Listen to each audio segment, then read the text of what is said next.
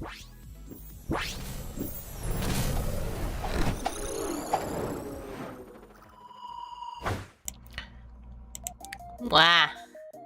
Wah. Hello everyone, it's another stream with me, Munii Shoda. Hello. Sorry I was running late today. Today I had I sound stuffed up, but I'm okay. I'm okay. But what was it today? Today, I had a little bit of issues because at source browser. I had what was it called? Like the issue that I had was I had a what was it called? Like update my computer because basically what was happening was that like how do you describe it? Like what was happening was that my VTube Studio wasn't opening, so I was just like, why isn't it opening? So I was like, okay, I guess I have to restart my computer. Hello, heaps of yeeps. Welcome in. So I had to make sure that like that was turned on for that. But yes, today we are continuing on with rendering the digital circus illustration done by Fierce's Bard. As I work on it for them. Let me just move things so I can see everyone's lovely messages. I think I am getting... I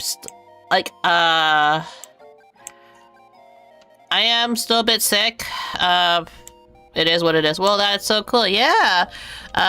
It's covered, but this is the light art. The light artist is right here, Fiercest Bard. Please check them out. They have a YouTube channel.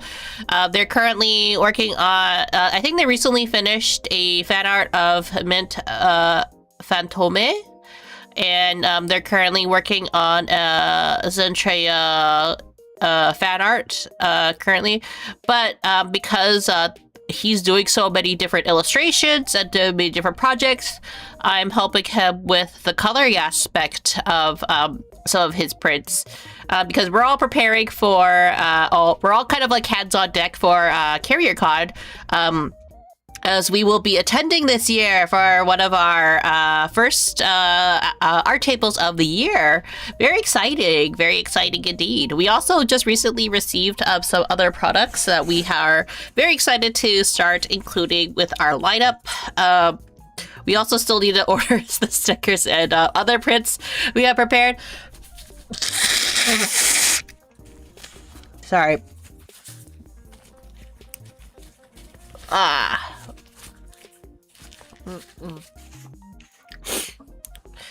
But it's a fun illustration. I think that, like, you know, I'm trying my best to do as much of the rendering as possible so then Bard can just continue focusing on the Zentreya art. But of course, like, you know, by the time I send this over to Bard, he will be doing his own corrections in terms of the rendering. But this is just to kind of, like, you know, get the bulk out of the way, if that makes sense. And that's what teamwork is all about.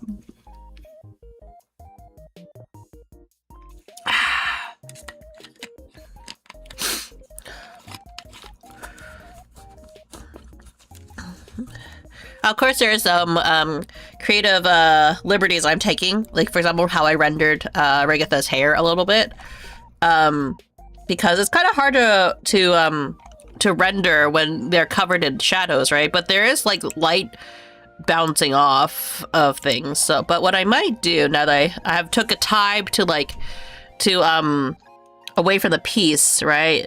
I might, like, shade some of this stuff in as well. Like that. Make it a little bit dark because there's not going to be much light over there. Should do her arm as well. But yeah, this is where we're kind of at with this illustration. And let's get to it. I should be playing something on for my side of things. I have a habit of like sometimes when I'm like kind of just jumping right into things, I don't play any music or any things in the background for myself because you guys can hear music and stuff like that, right? But for me, I like listening to other things mostly because it's not that I don't like listening to the same song over and over again on loop. That's what you guys are gonna be dealing with. But I like listening to like podcasts or people talking lately. Because I really enjoy Claire Obscure. I've been listening to a lot of like Claire Obscure theories and stuff like that. And like some interpretations and things like I didn't even think about. I also learned about like their development, like more clearly on how the team was kind of formed and everything. All the people who are doing research for Claire Obscure, man, it's so helpful for some people like me who really didn't know like the history of their development. And it makes me appreciate the game even more, honestly.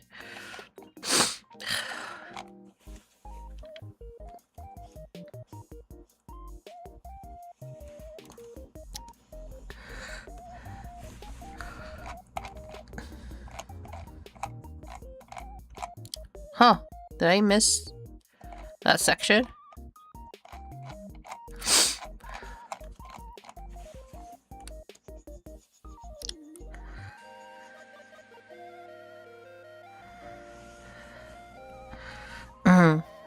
And then...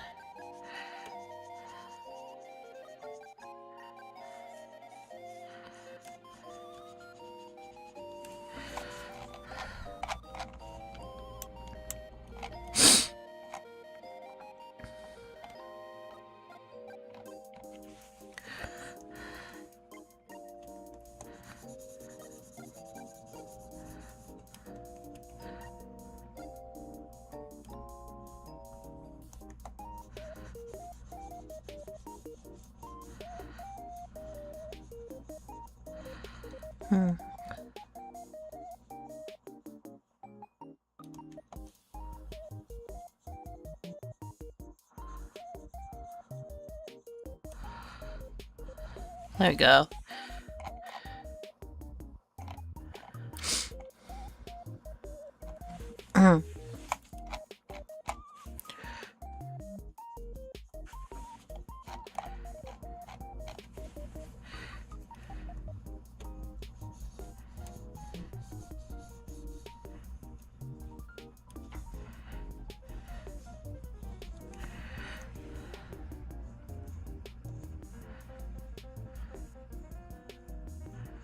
Like that. Brush that.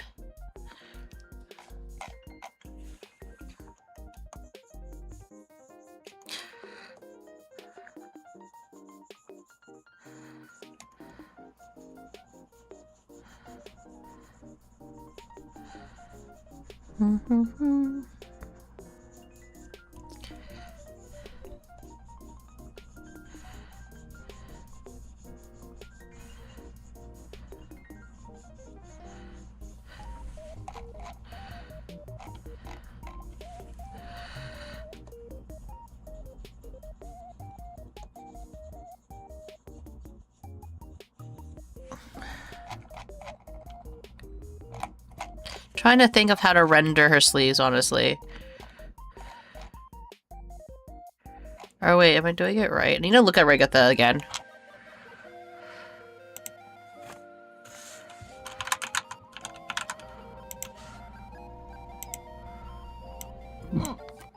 Excuse me.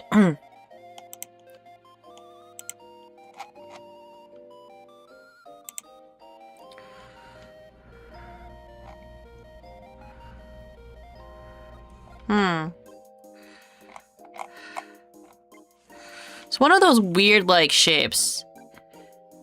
Hello, Shen. How are you?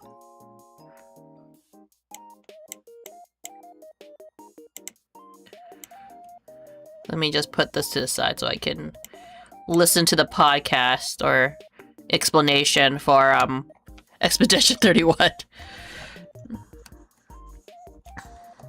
How are you, though? I didn't expect to be this obsessed with, like, kind of, like, looking up Expedition 31 lore and stuff like that, honestly.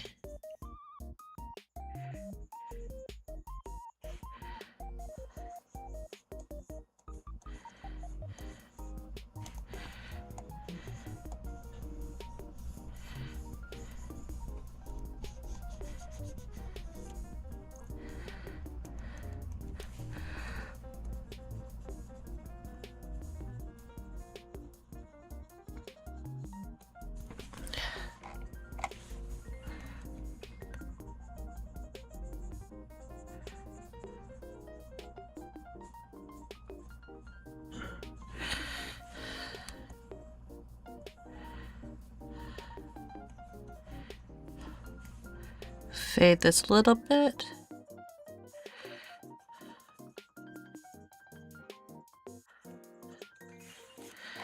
Like that. Because you want to have that, again, the dramatic lighting. Because she's covered by Jax, right? So how she's going to be hit by light is very different. So a lot of her light is going to be done because of, a lot of her is going to be hit by, the reflection.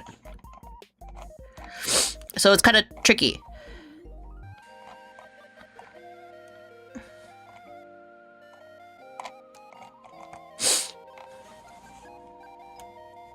Like, here might be hit by a bit of reflection of light.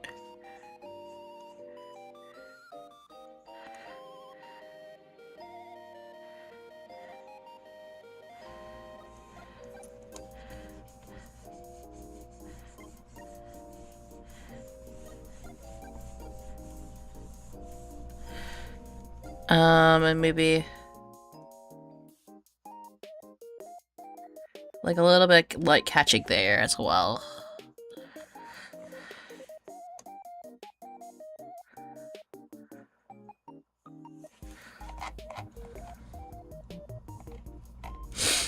Like that. Yeah. And then I think like you do go in with the harsher shadows for this as well, at a later time.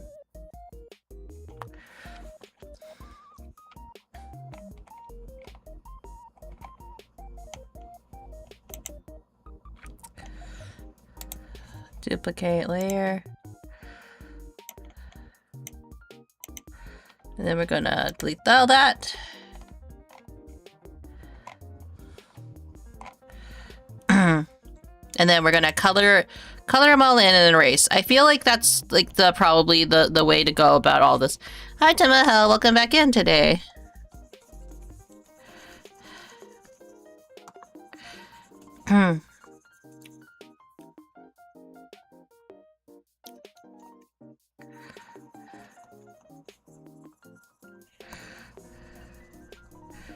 Shade them all in.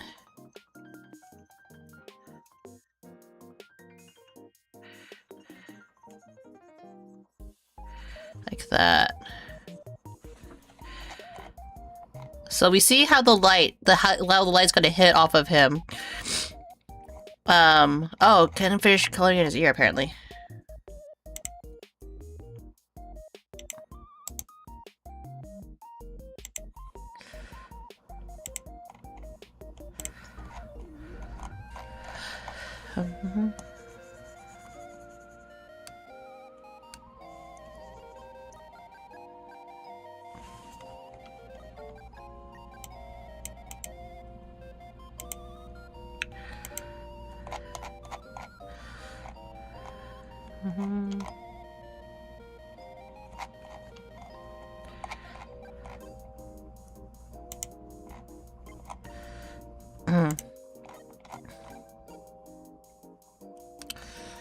Let's see.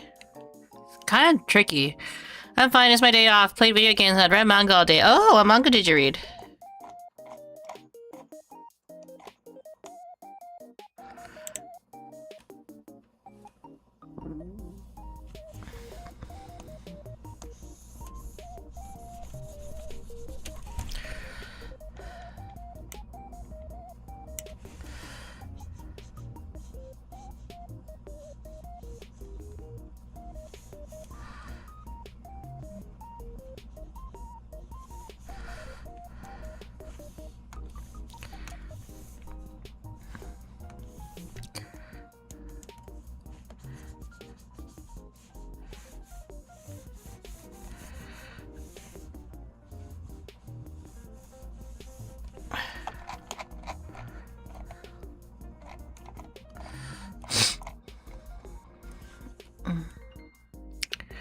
I started reading Gans. It's trash, but so far it's but cool so far. Ah, I read Gans a long time ago.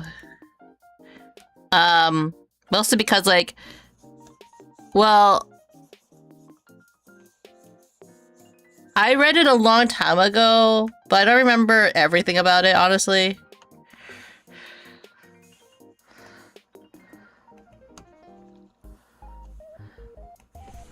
Sorry, I just noticed there was a bit of a coloring issue there.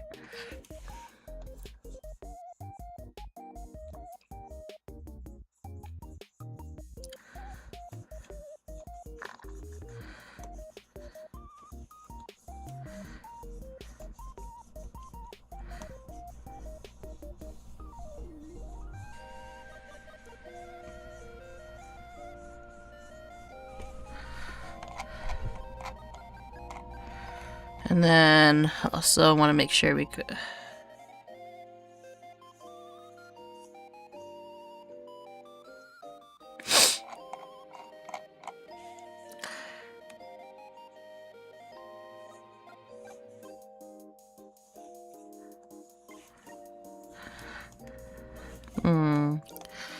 Coloring.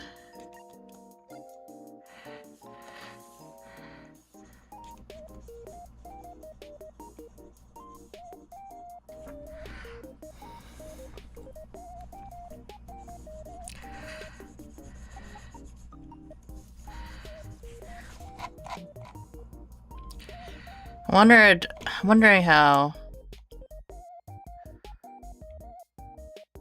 Ooh, it looks more creepy, doesn't it? It's rendering time. It is rendering time. He looks so creepy.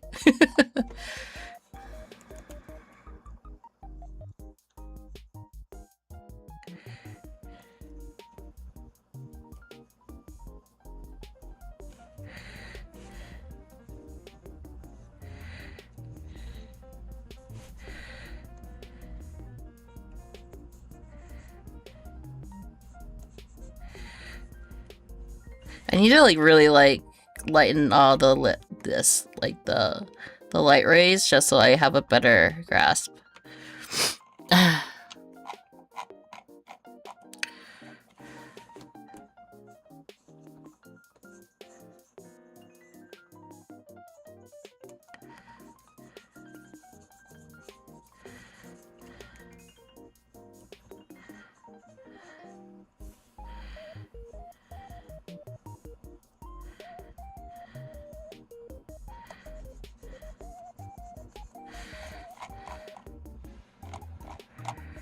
And then maybe a little bit of shine here.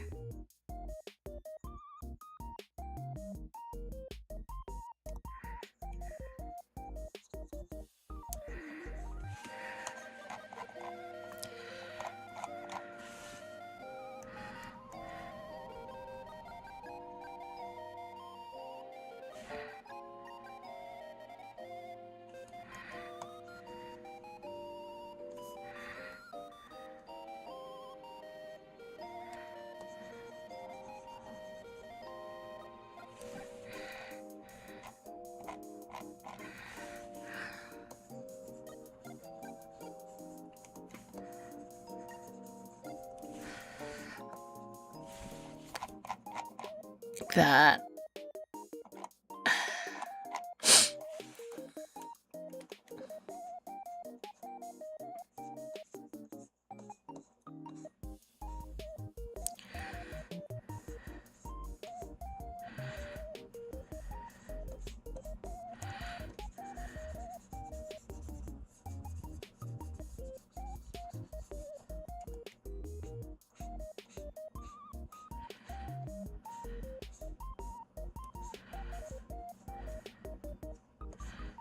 Like that.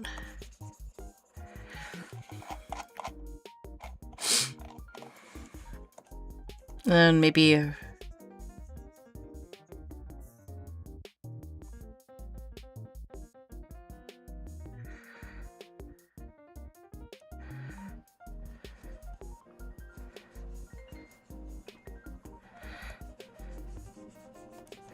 that.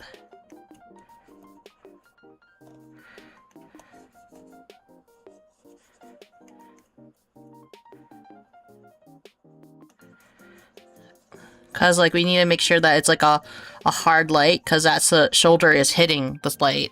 The smile reminds me of a character in Hazbin Hotel. I do think that, like, you know, the surgence of, with the resurgence, or not resurgence, but, like, you know, when it comes to adult animated films, right, they tend to have, like, characters who are very morally corrupt, right? And, like, the teeth is very, you know, the shark teeth really is, like, an element that's really tied to that, isn't it? Kind of like, you know, it illustrates that they're mischievous. Like, you know, like certain character, it's kind of like character cliches, right? Like having the sharp teeth for someone who is the one who's like a little bit more on the questionable characters, flawed characters, evil characters, depends on how you want to phrase it.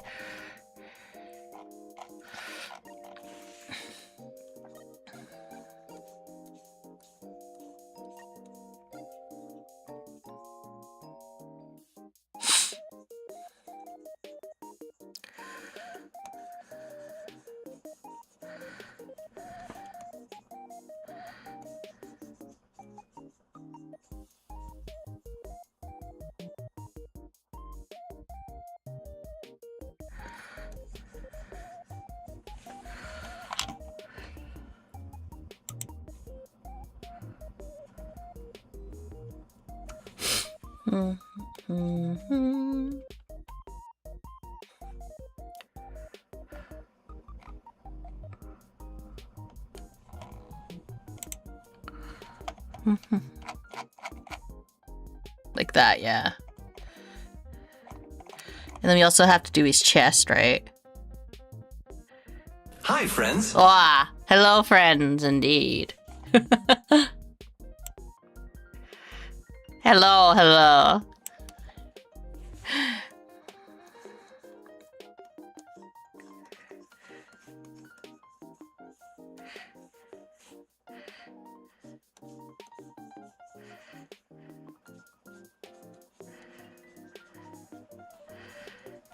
It's kind of weird because like his chest is very like upright.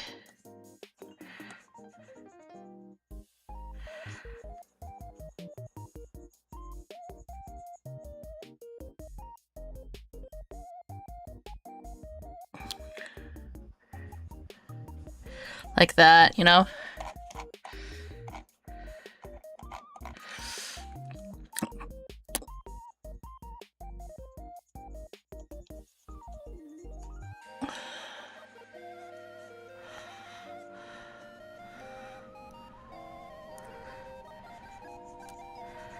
Like his half of his body should be kind of like in shadow, right?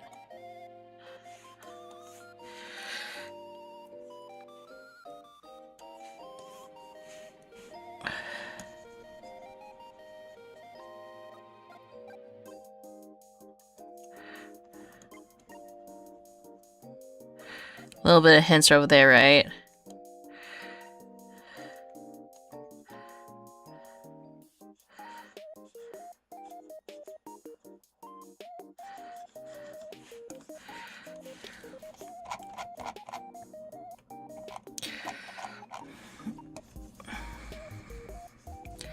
Like that. Because, again, if we're looking at how the light's hitting him, right? It should be hitting his chest like that. Is that Zubul? Yes, it is indeed. Zubul just... oh, crap. Staring at the chest.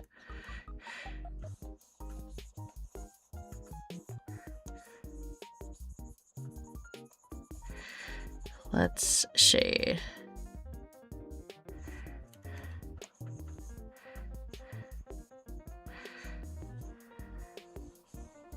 Make it softer like that. Like that. You use graphics tablet or mouse? If I use the mouse, it'd be way more stiff, right? I'm not that talented to use a mouse to do any of these shadings or coloring. I have a tablet monitor because before I left my when I worked for a office, and we had they made it so like we could get like expense certain like things for like development, for personal development, right? So what I chose to do with the money, I think I put all the money like that I could, like all my spare money, and I was just like, oh, I'm gonna use it to buy a tablet monitor. And it hasn't paid off, obviously, because I don't really do that much like art as much as I would like to. I do use it a lot as a second monitor, honestly. Probably a lot of people do that too. But like, probably one of the better purchases I made with like, especially since I didn't have to actually spend money on it. I will say, if you ever get like an office job where they do give you those kind of opportunities to spend, to like kind of like get recouped the costs of certain equipment, I say take advantage of that, and I did. And it was a very wise decision, definitely. Because this, I think the monitor I use is like definitely in the thousands, right? And I've been using it for now. How many years have I been using this monitor for? Gosh.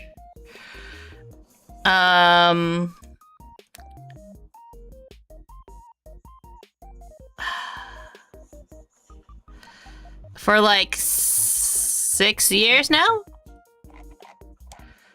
Like, so this was like a worth it investment, you know?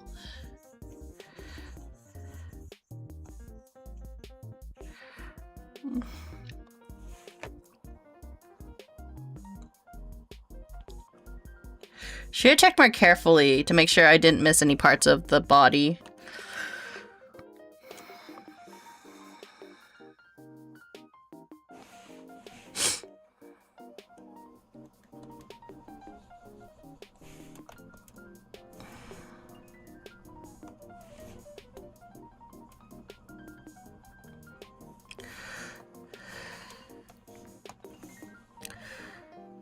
There we go.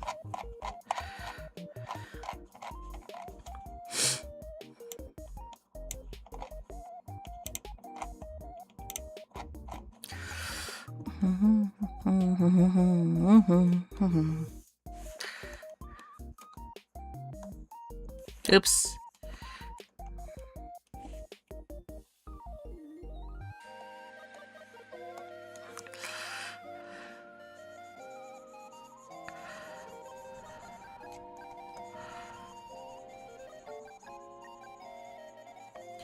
Part of me kind of wonders if I should.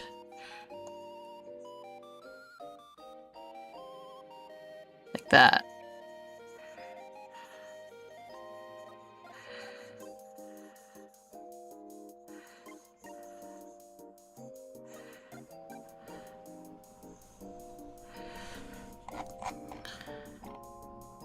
That a little bit. As long as it works. Yeah, basically. I would say, though, for anybody that is thinking about getting into art, especially digital art, is it worth it to spend this much money on equipment? At my level, maybe not. Like, I can't remember how big my screen is, but definitely what I would say for anybody thinking about getting into digital art especially, start small. Always start... There are cheaper models and tablets you could definitely use. Mine is actually really big. Like, it's as big as a monitor would be, right? A standard like monitor. But what does that mean, right? Like, so, because some people's like, I don't remember what size my tablet is at the moment. I'm too lazy to check. I think I have it in the notes of my Twitch description, like what I use. But like, I would not recommend people. I would not recommend people buy a tablet monitor unless you know you're really going to use it at the end of the day. Because like, it's not worth it to to invest that much money. It's the same as like for athletic equipment, right? I would say it's always like start with like something that's small, or if you know a friend that has a tablet monitor, like ask them if you can like play around with their monitor. Because at the end of the day, when it comes to drawing, especially, right? And it's also like the same view I have with like even with like streaming, right? Start cheap, see if you even like it first, right? And then if you really enjoy it, then make that big investment. Like for VTubing, there's so many like cheaper options than how I first started streaming. And I would recommend those methods first. Like even if I were to start again, I probably would go with like the cheaper options, which would be like, don't get a custom model immediately, or there's a difference between customizable and like a fully custom model. Mine would be considered under the spectrum of like, this is a custom model that I commissioned somebody to make just for me, right? Not recommended for anybody who's starting out streaming.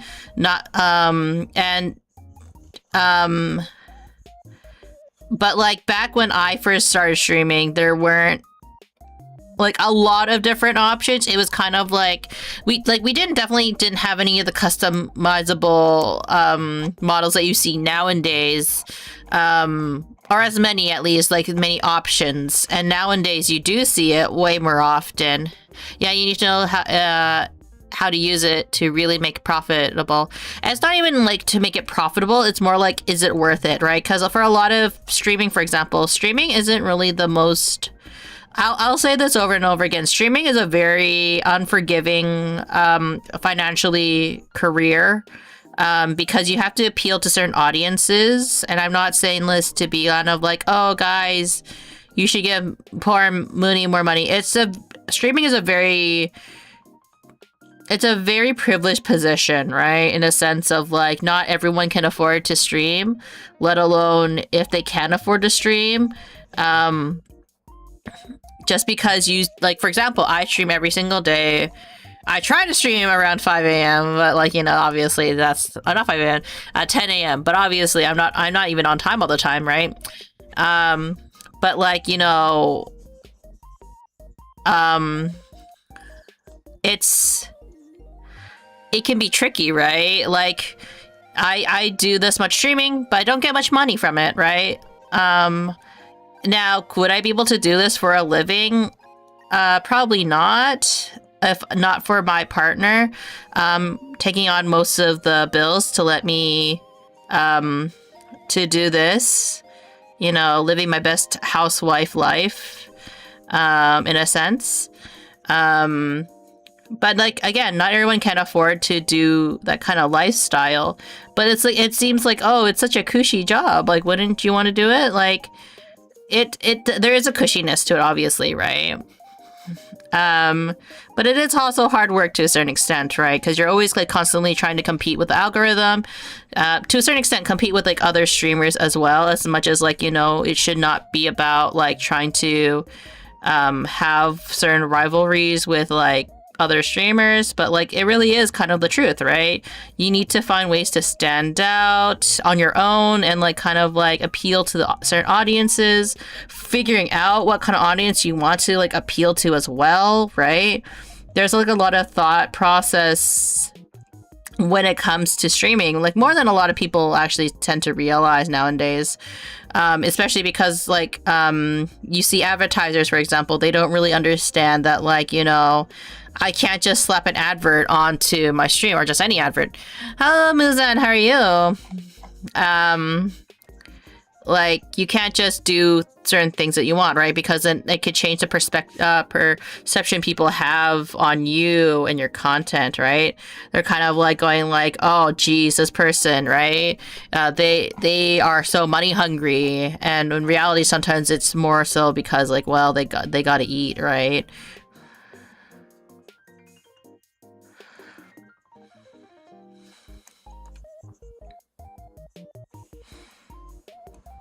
But I remember back in the earlier days of like YouTube, people would get so mad at people for like for trying to make some sort of income off of like content creation, and people always call them like sellouts for it.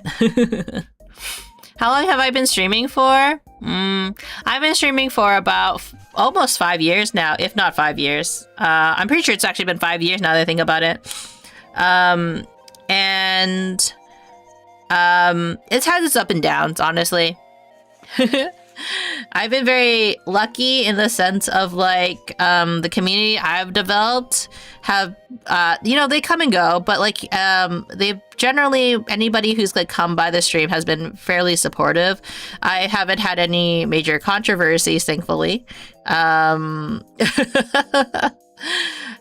that I should be getting into any controversies. I'm pretty boring. Like, I'm not a very interesting you know what? Okay, I try to say I'm not boring, right? I try to not say that like I'm boring inherently.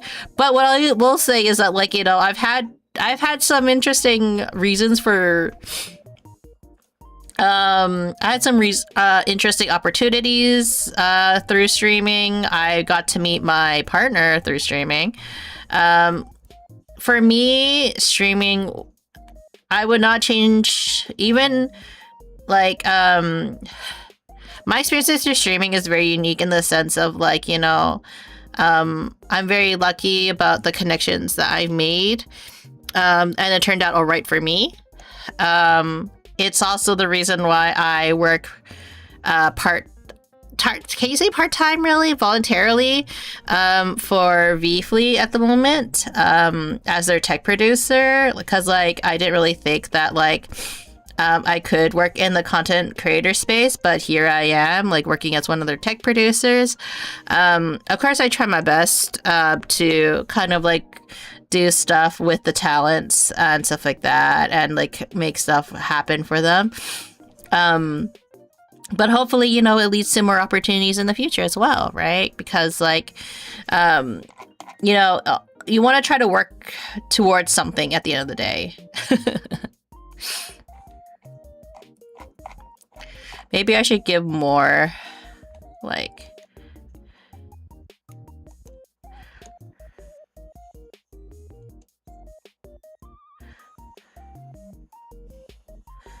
like that.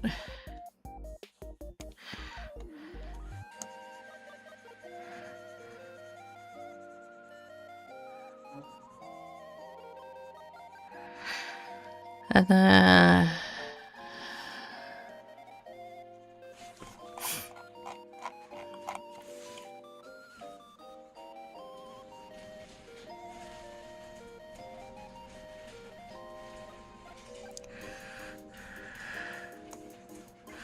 ah, crap.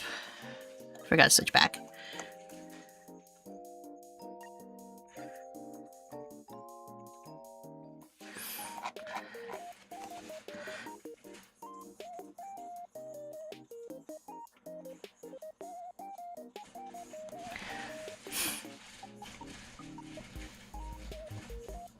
That. I feel like I can erase more.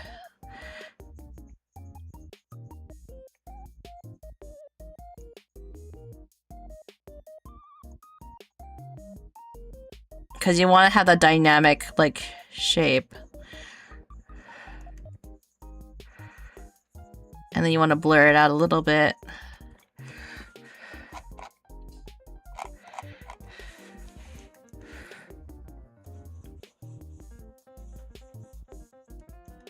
And then feather it out a bit.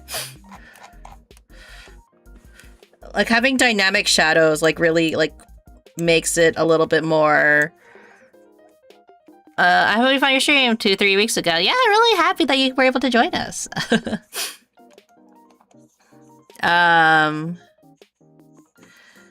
Sorry, I kind of like sometimes want to get quiet because I'm trying to think about how the shading works logically. Because even though, like, I'm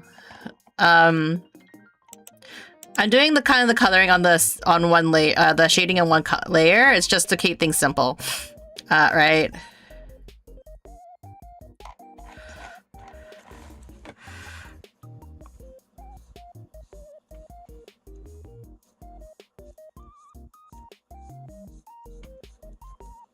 Make it a bit creepy.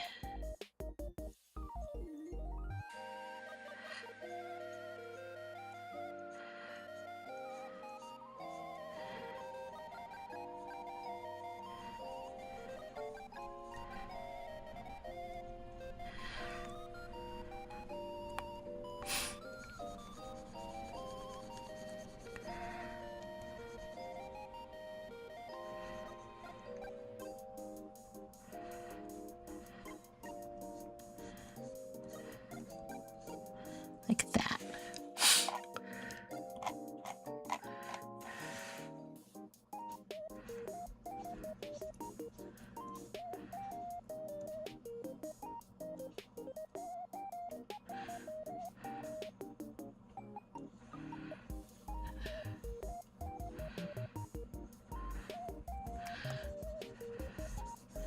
Blend it a bit out.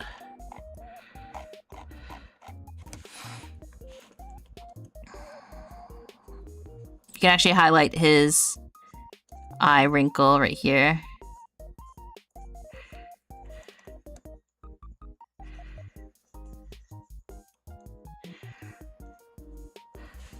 That. Because again, you want the light to bounce off of them, right? A little bit.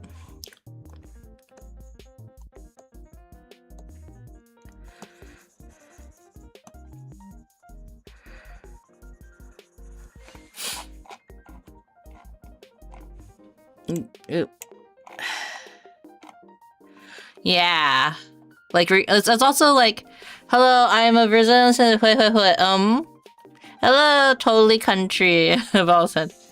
Welcome in, welcome in. Are you I'm guessing the Balls fan is in reference to soccer? Or, football, as the rest of the world probably calls it.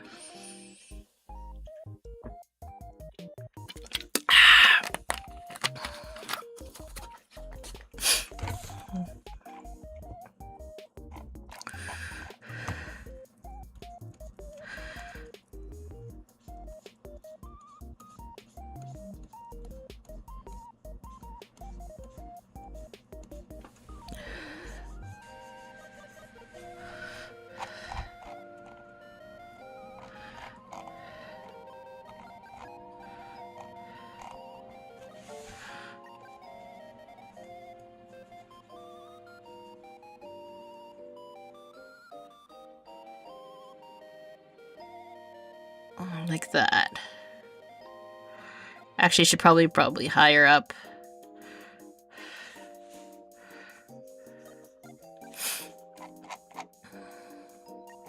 Okay. I made a country balls from plushie. What's that? And why frost?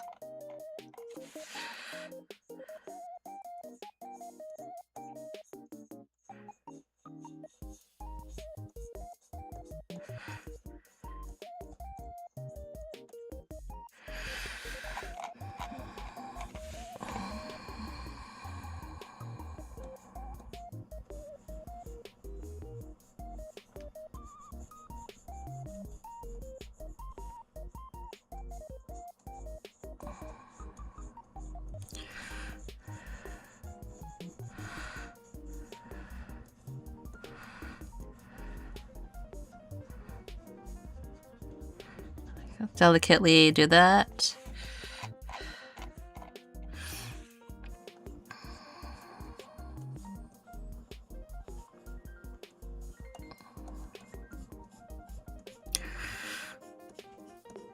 Maybe something like that.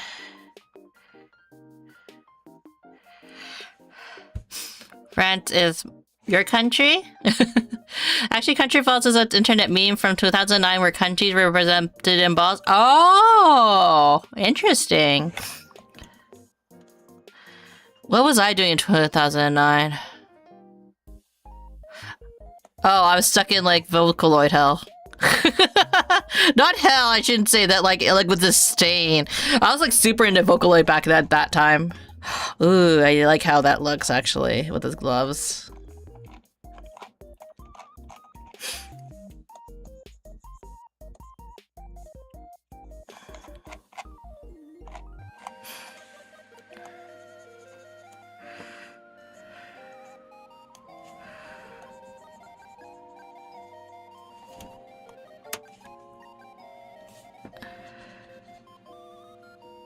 What was I doing back then at the 2009s? It really was, like, I was obsessed with Vocaloid in 2009.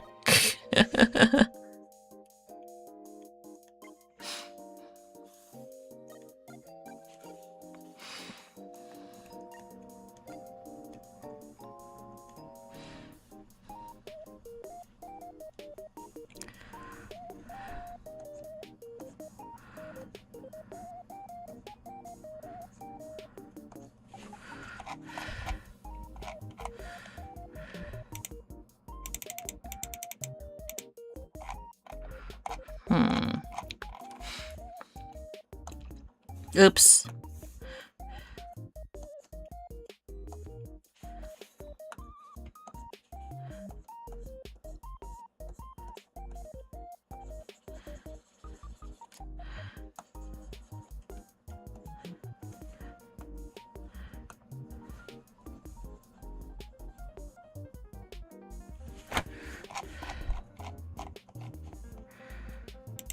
Airbrush it about a bit.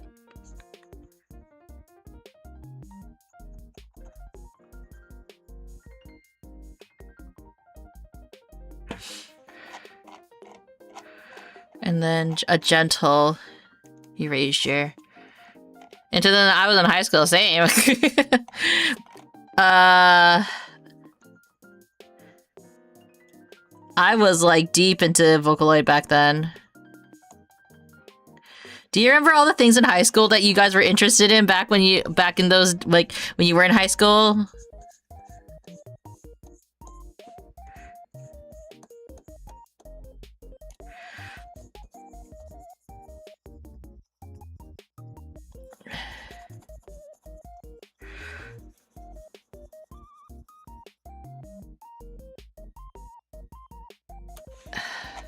That.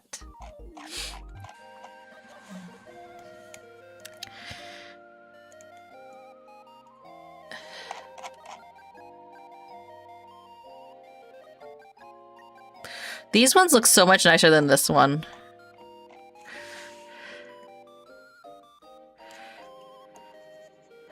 Maybe, like, we'll restart it.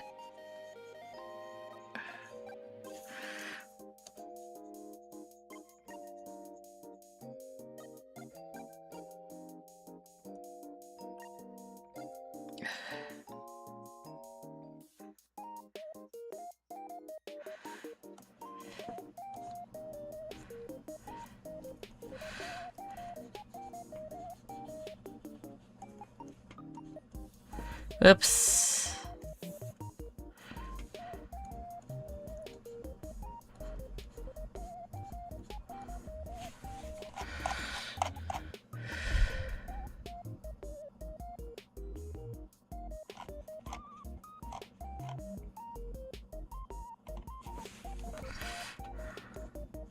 No.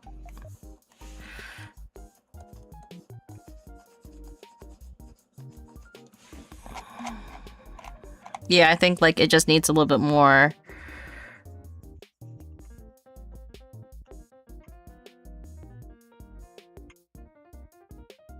Like that.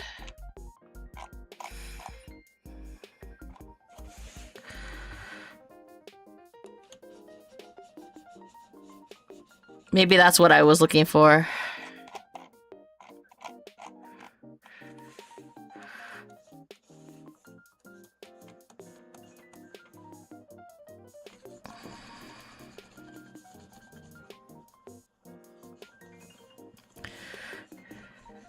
That.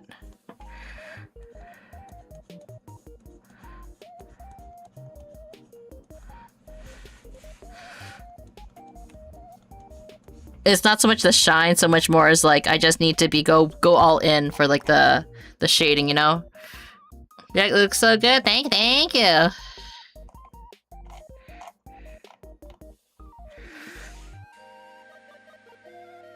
I try my best to do the rendering justice right now.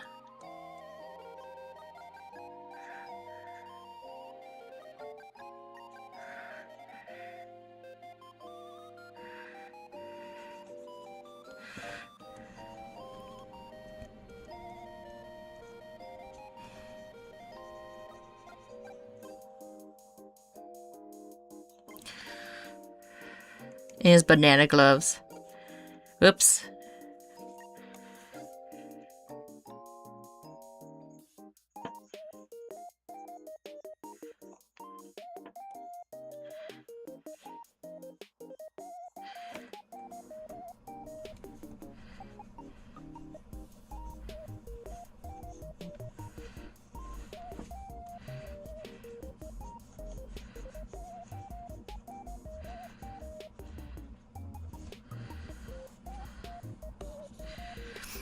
And then we color in some of the lines here. Oop. Oop.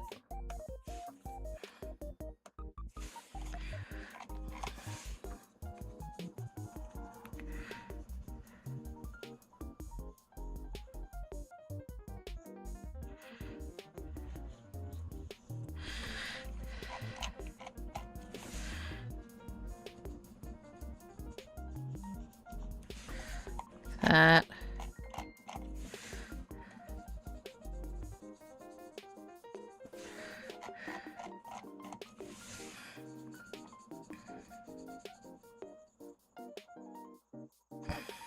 Mm-hmm.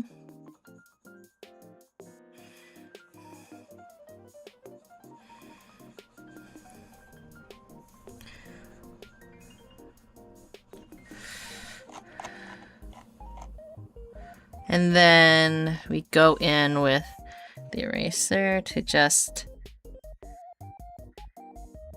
blend it out.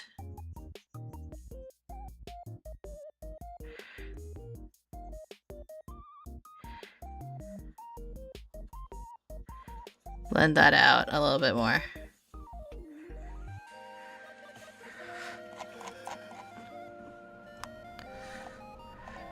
Because even though it's like the shadows are behind Jax, right? It's still in front of Pomni, you know what I mean? So it's okay for it to have like the harsh shadows, because it's also like the harsh shadows are going to be hitting, or like the light is going to be hitting, like this is my logic, right? The light is still going to hit the hand quite a bit.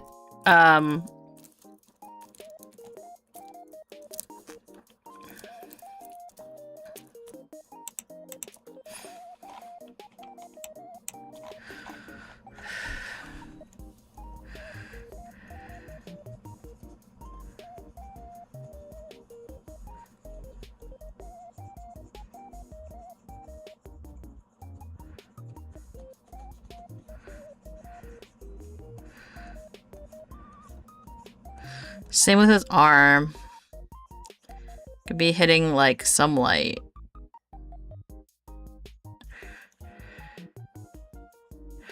Not that pen, but like blend it out a little bit.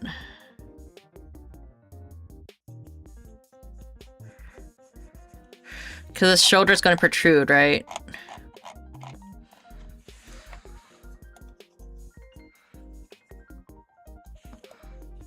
Maybe it should be more like that, though. Yeah.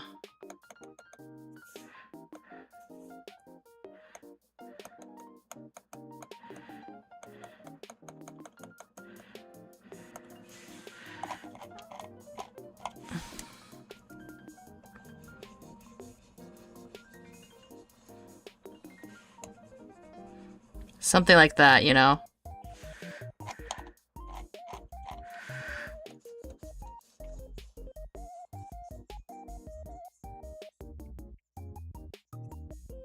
Because there's going to be some shadows.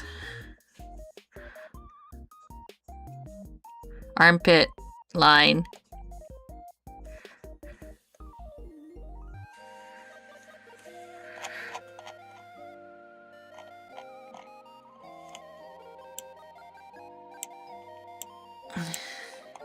Hit.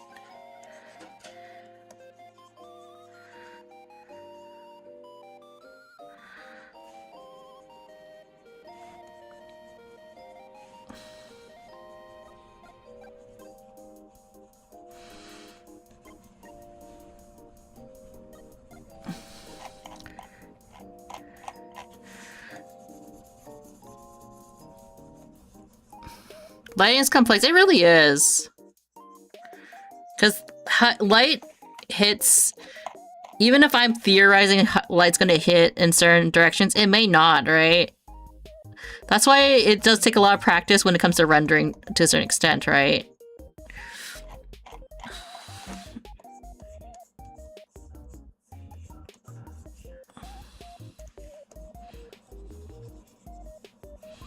It's definitely a lot of, like, patience.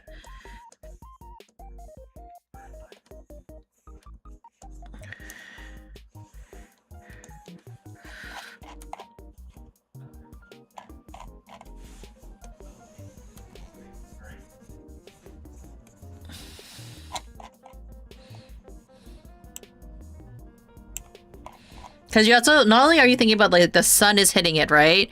You also think about, like, reflection. It's my boy! Is it your boy? Hi, Jace. Welcome in.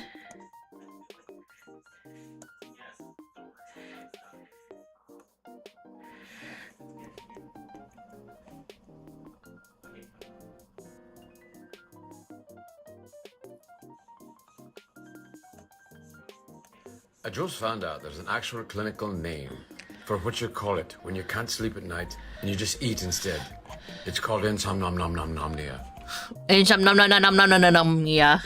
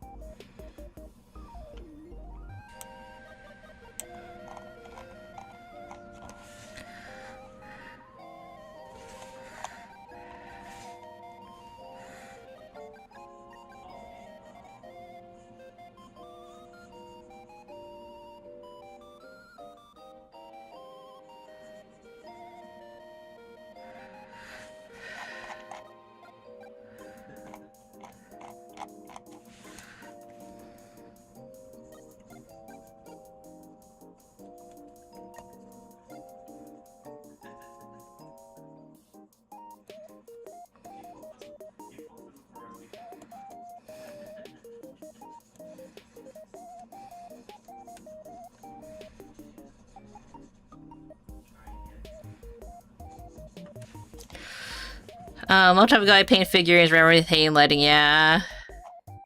It also depends on what kind of, like, lighting style you want to do, right?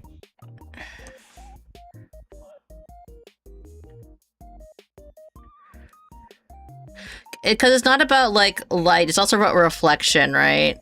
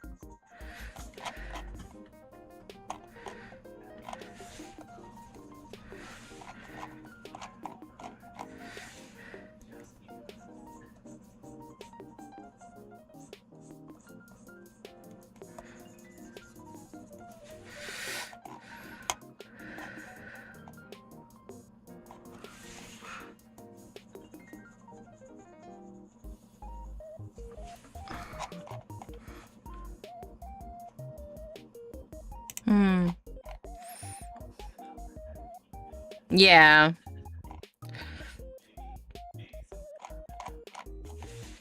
Can probably give his butt a bit more light.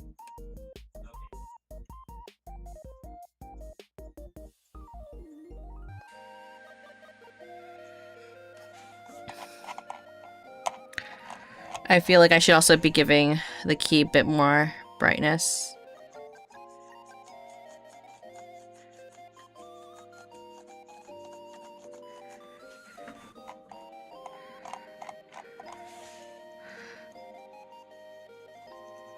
Let's just try that again for this.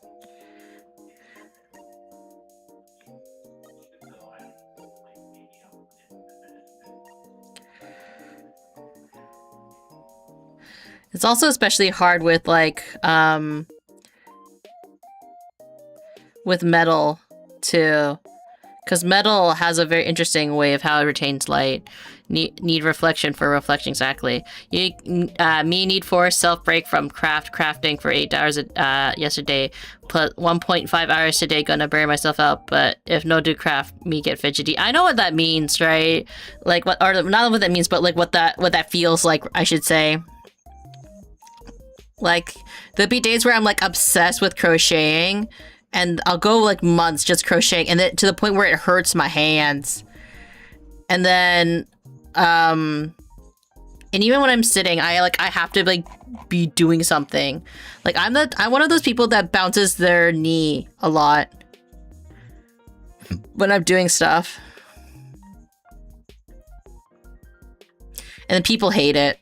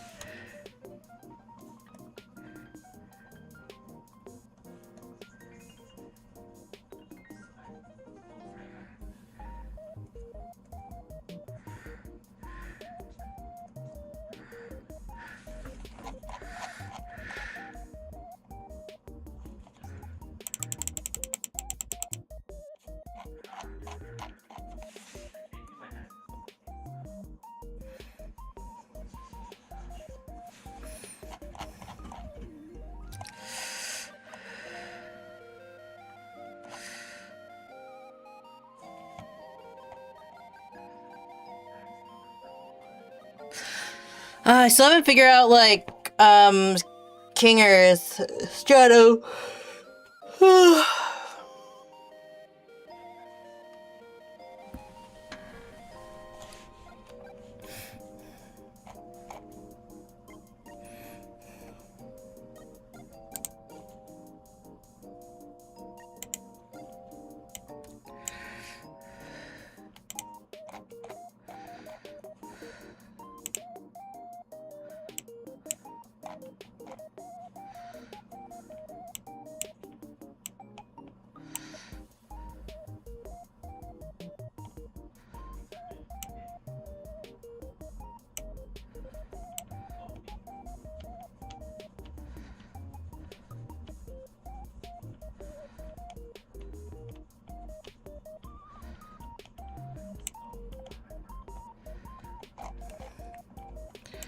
But yeah, this is only me putting in like rough rendering, because after this it goes straight to Bard.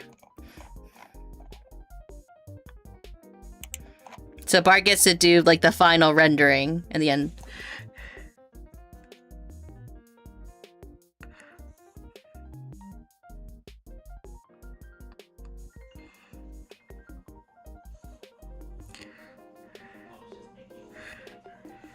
I can actually now show you guys what I mean by like Bard does the final rendering. And what it looks like from taking it from me, who has worked on the coloring, to Bard, who does the final stuff after like sending me the line art. Like how heavy does like Bard fix the art, right? Because I think that might be interesting for you guys to see, kind of see like how we kind of like pivot off of each other when it comes to art.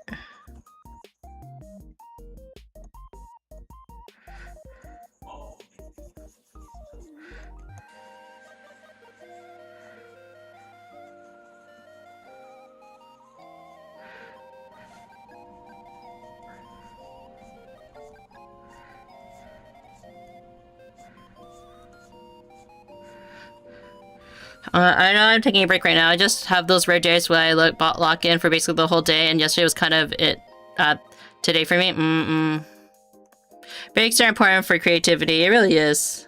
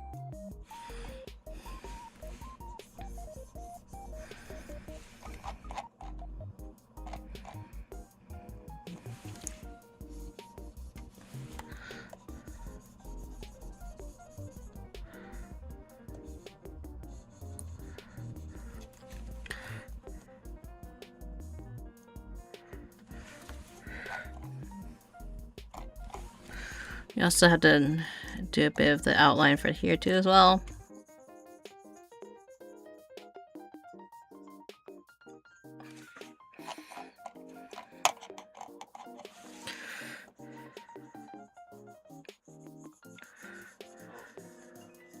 Same with her hair.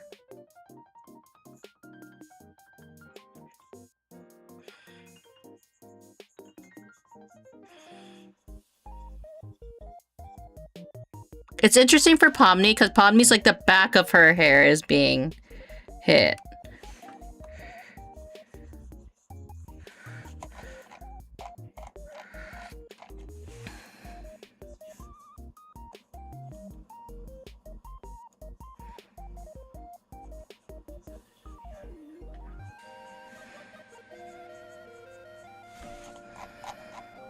And a bit of her teeth would get hit too.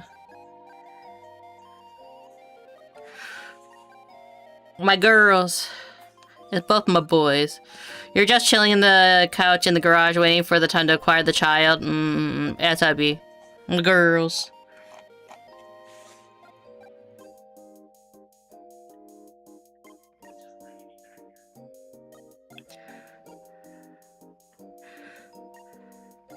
How do people feel about the various like characters in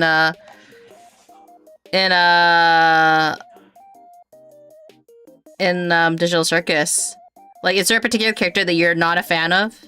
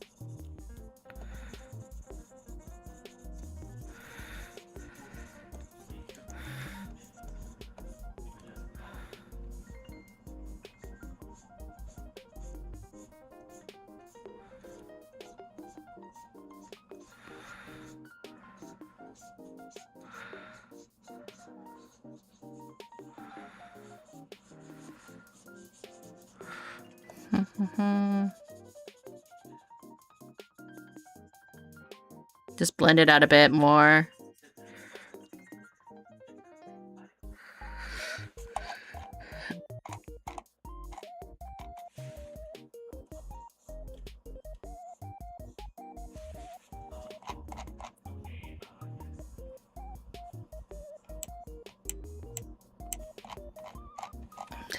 My main cast? No, I have some affection. I have affection for all of them. I see. I see.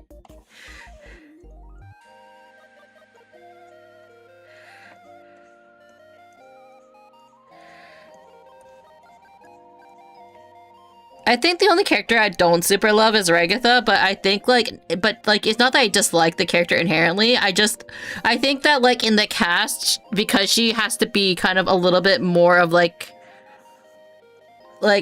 straight character a little bit for that contrast. Yeah, not a fan of the NPC that King created in the last episode, however, the one for the adventure. Ah, I see. I see.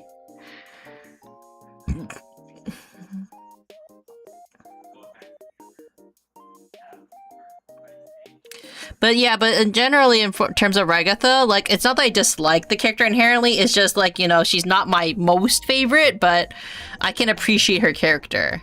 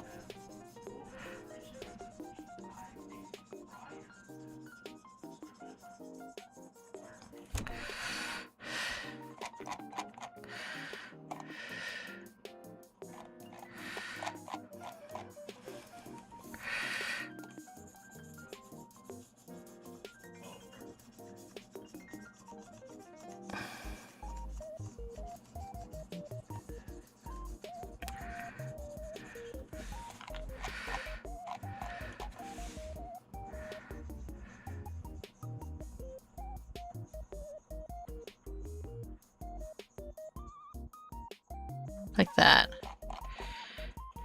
Cleaner line. As if you were, I get that, but when I watched live streams and cast and VA, learned the some affection. Enemies affection, yeah. Like, you know, like sometimes when you see like the behind the scenes, like you kind of understand the character a bit more. Like you are like, you know what? You may not be my favorite, but like I can appreciate why this character has to exist. I do think Regatha does have to be there to help balance out the crew. I do think it's necessary.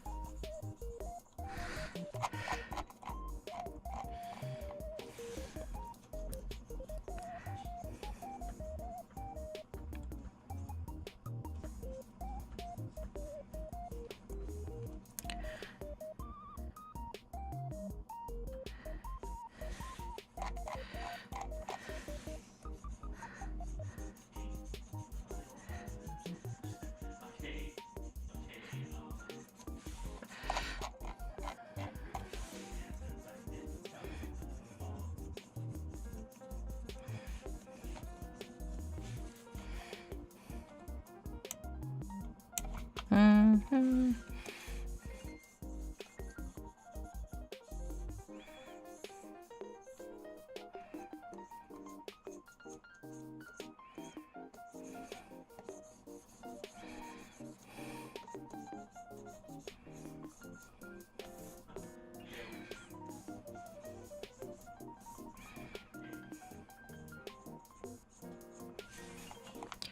That.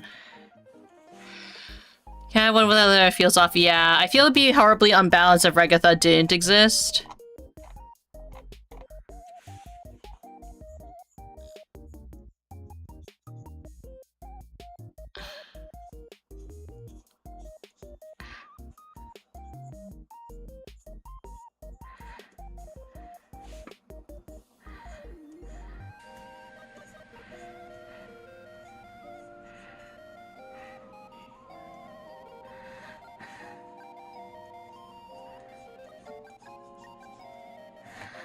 Hmm.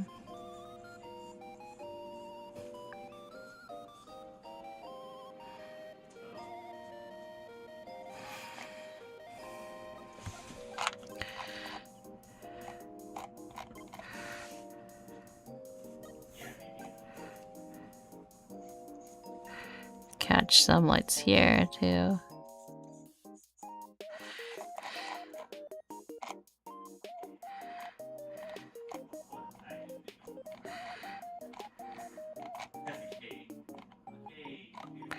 Okay, we also want to make sure we do some shadows over here.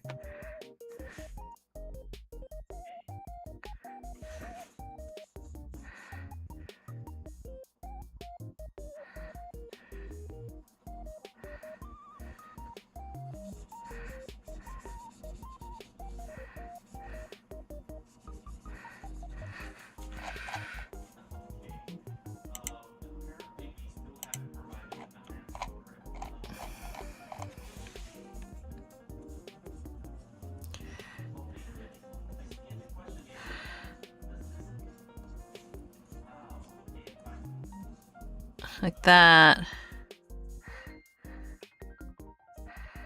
This one doesn't have as many, so we'll do kind of more of the tips.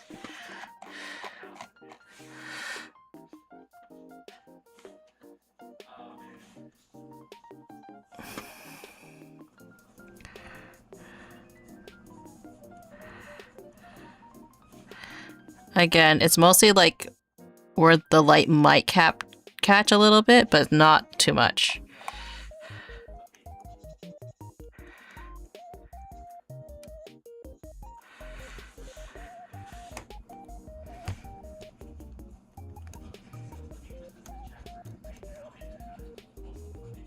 Like that. Just like how it might catch about here. It's very much like a patience kind of like type of thing. Because you can't have too much light for a lot of these things. But light does still exist with these areas, you know what I mean?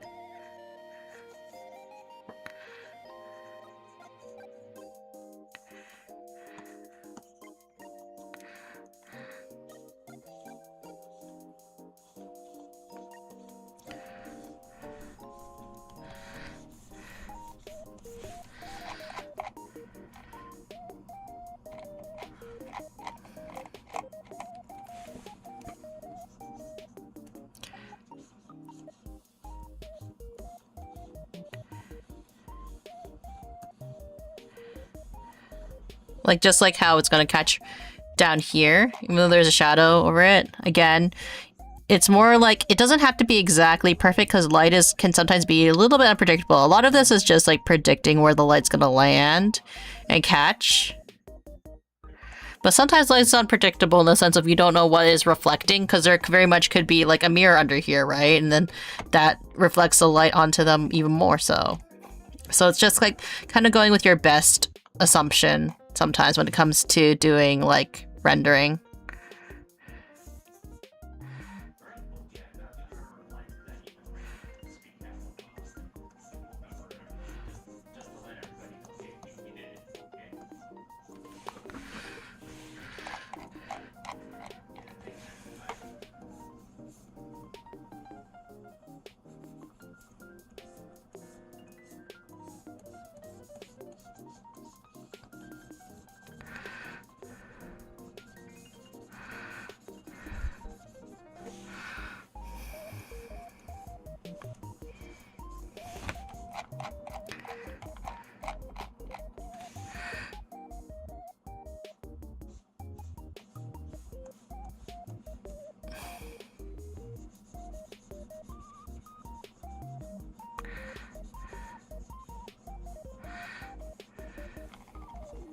By the way, I was never very good at painting, for anybody that's kind of curious.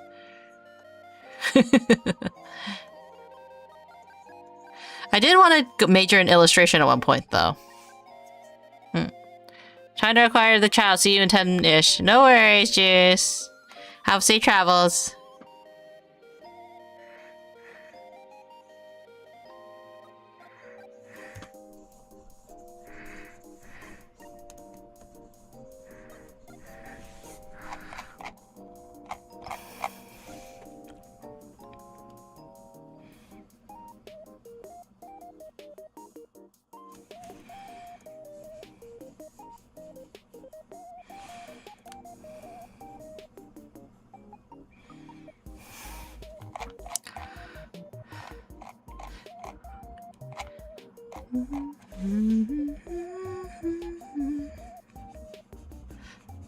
That.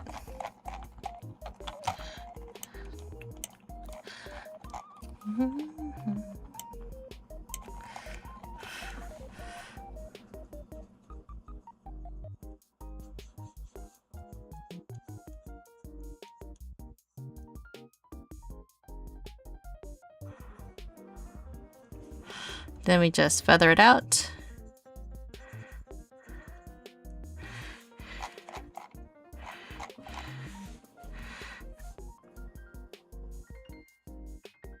And then feather it out. Because these two things are not going to have much light onto it. But her little orbs over here is going to have quite a bit of light.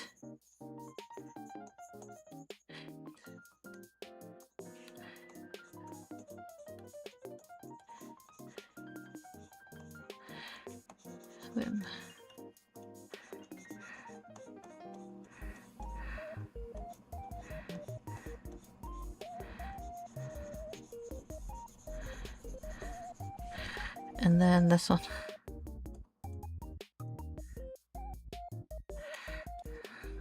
That's in the shadow. Like that.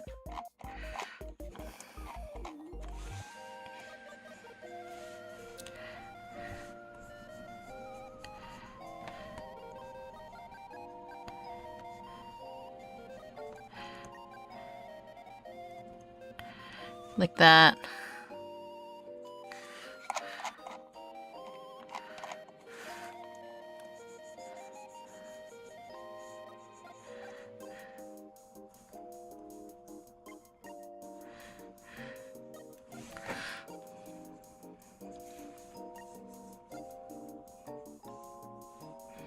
That.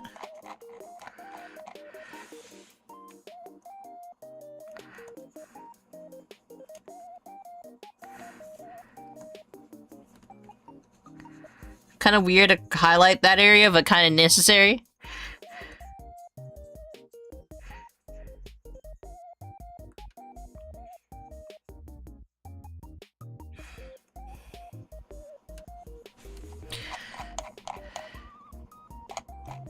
Like, even just like little highlights like emphasize like the kind of like the little 3D-ness of this illustration, you know?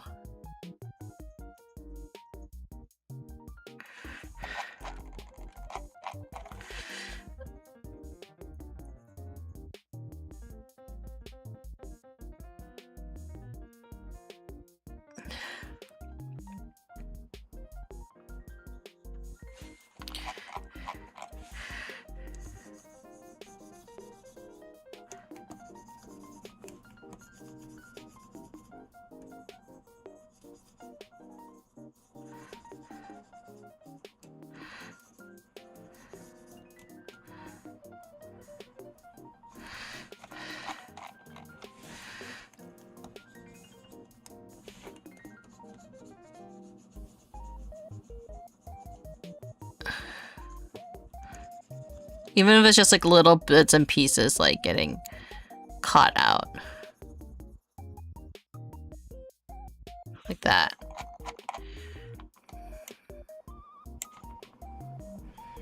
Because you can kind of like see how the dynamicness of like the illustration, because the goal of rendering really is to help the illustration kind of pop out a bit more. Because it could just be a flat image. It could be just a flat color, right? But it really depends on what kind of like art you're aiming for.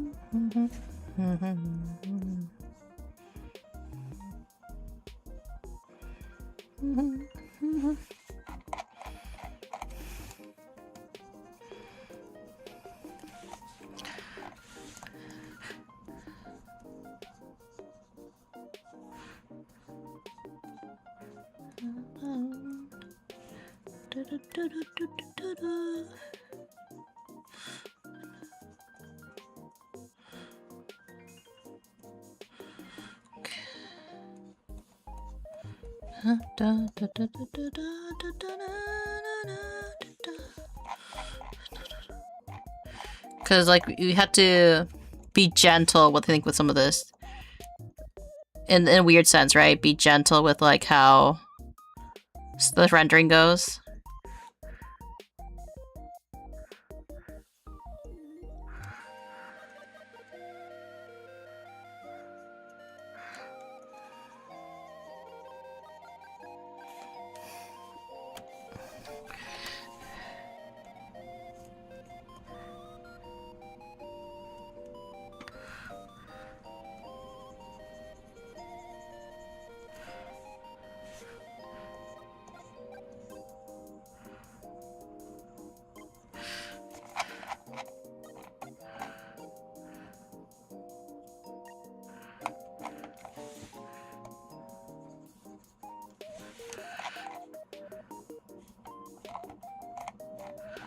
And then we maybe highlight a little bit of the knuckle.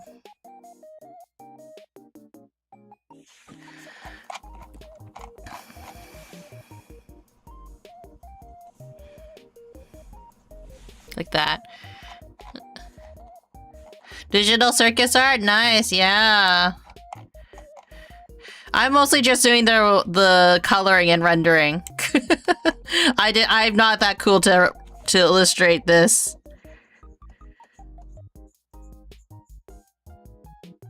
It's actually for CarrierCon. Also, hi Adrian, how are you?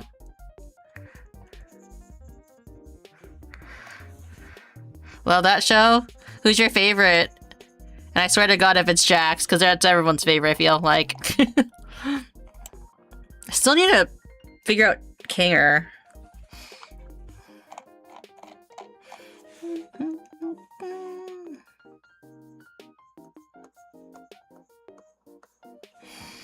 Kinger is the best, honestly. I also agree.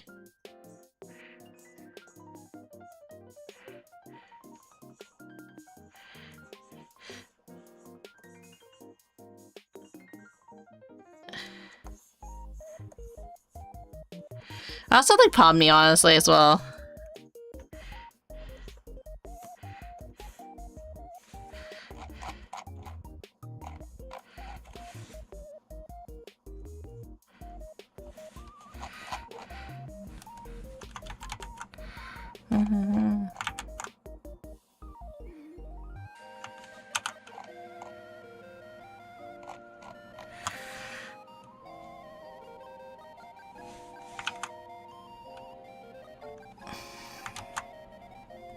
Maybe like that.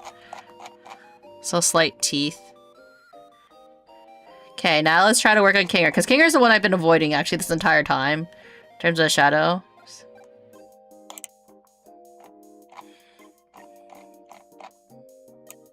Because he's in such a weird spot.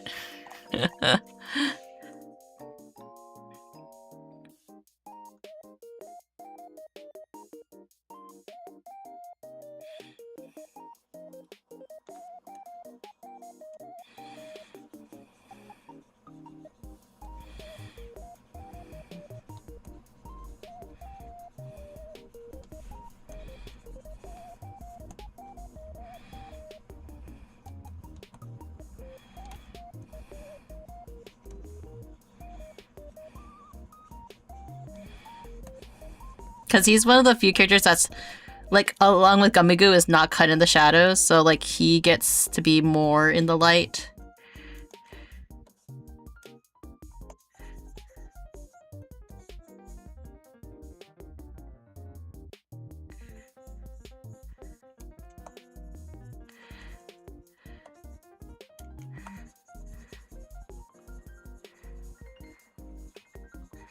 Like that.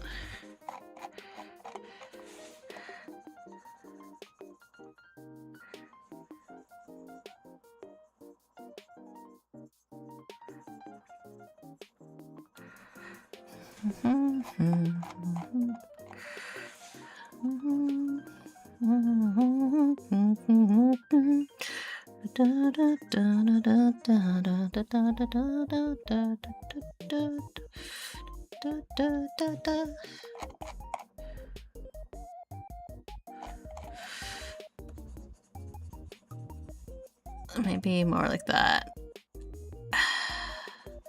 He's definitely the hardest one to do. You have to return home? Welcome home, Juice.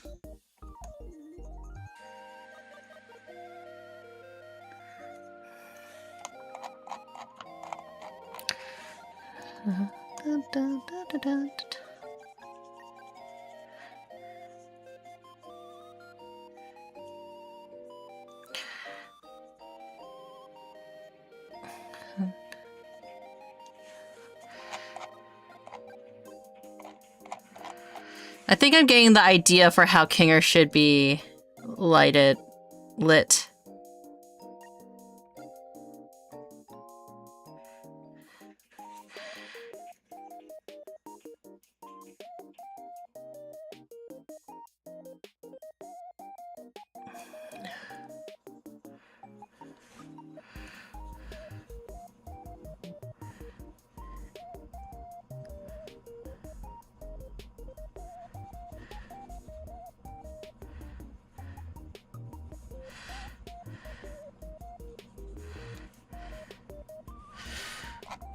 He's such a like an interesting character.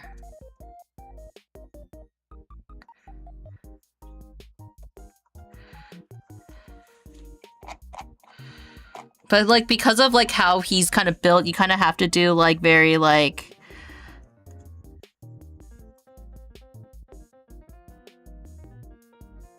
more harsh kind of like shading, because he's the one he's not really a soft item like everybody else has, more of a solid kind of base to it, but he has like, or no, everyone else can have like more like kind of like Abel like is very solid, and same with like Gangles, like kind of like they have like a hard element, but a lot of them have like kind of soft elements. The soft elements can also be tricky to kind of capture. So like with his cape being like so fluffy, right, it's also hard to kind of like predict how the shadow would hit.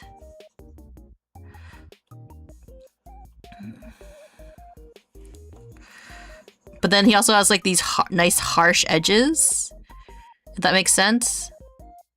So like they're nice places for like that that light would love to hit.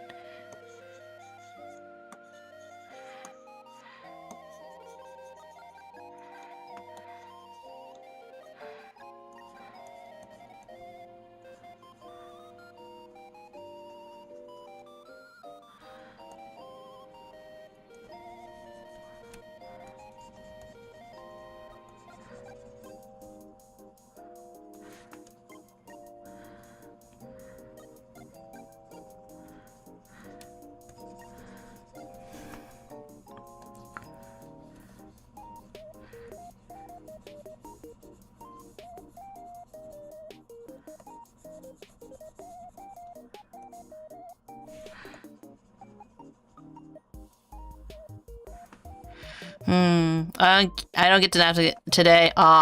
In 2 hours, Friendo's coming to pick up blind box again for her. Then 30 minutes after, I'm taking Grammy to the doctor.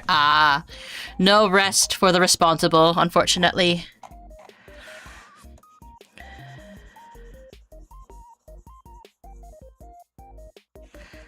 Hopefully you get to rest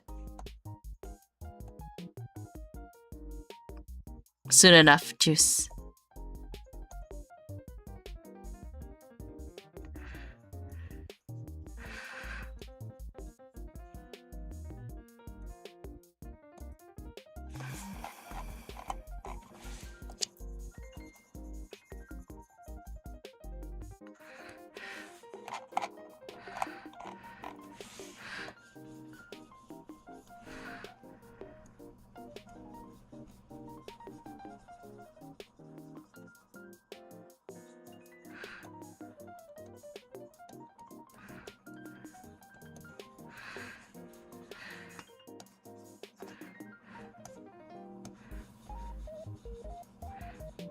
Just kind of like light.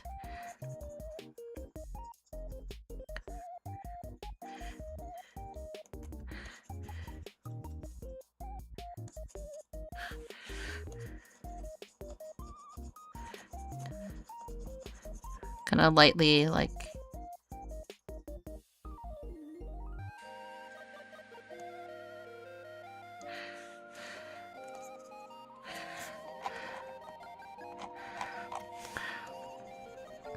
There. Carve out. We want to carve out his shapes a little bit more as here too.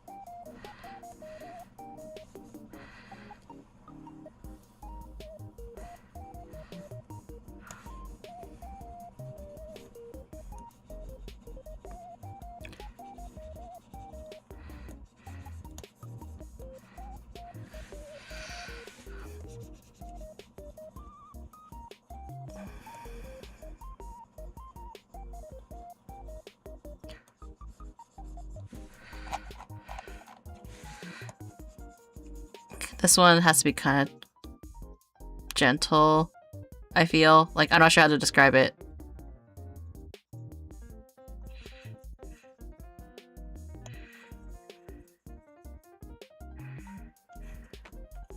I feel like I need to have like a smaller spray as well. Just kind of like get into those nooks.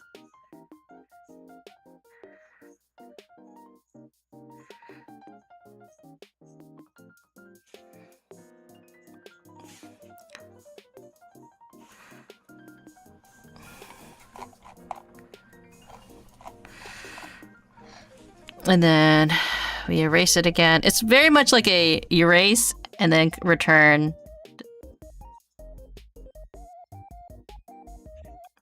to blend out.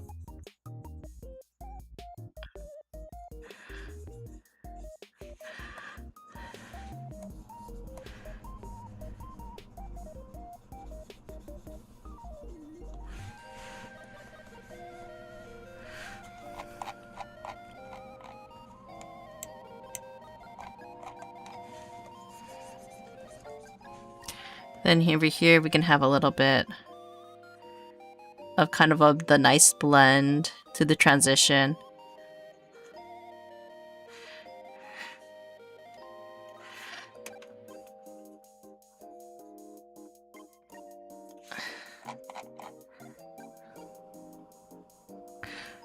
Yeah.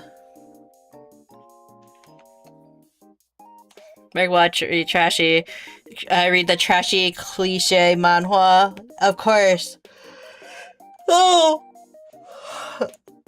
I'm very sad because the other day the site that I used to read my trashy manhwa, unfortunately, it got closed down. So I had to find a new place to read my definitely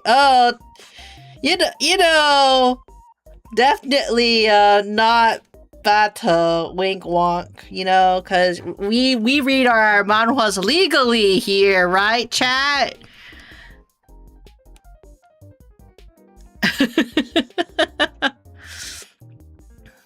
Yes, legally. 100%, yeah. So I've been trying to find like other sites that will allow me to read certain series that I haven't that I now need to find a new source to read from. And it's been tricky because I think like they did try to restore a certain site, but it immediately got shut down.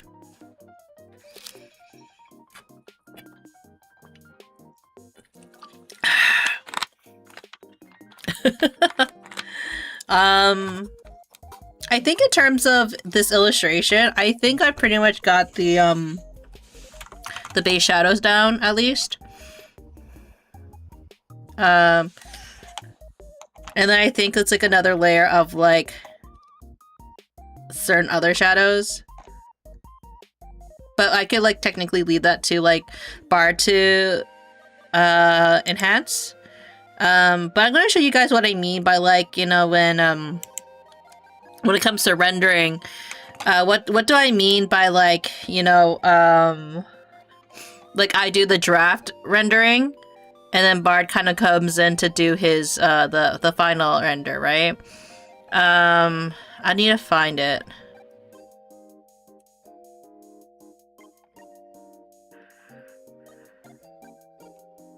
I have so many files I need to like delete. Here it is. So if you guys didn't know, this was an illustration that Bard worked on and I colored for him while he was working on the background. And so like this is how I sketched out the shading and lighting for everything, and I separated it all for him and stuff like that. And then he took this and then transformed this into this. So if we are able to pop... Oh, we can't see it. Okay. Let me just pop this back in then. Oop. Can we see both? Okay, now we can kind of see both, right? Okay. So we see how this illustration looks, and then we look at this illustration, right? So there are some differences you can clearly see other than the background, right? But like things that he worked on was he changed the color, I think, of the hair because like her hair is just very light. This is all based on her actual illustration colors, or canon colors. But if you look at like some things that I worked on, right? Like let's look at the armpit, for example.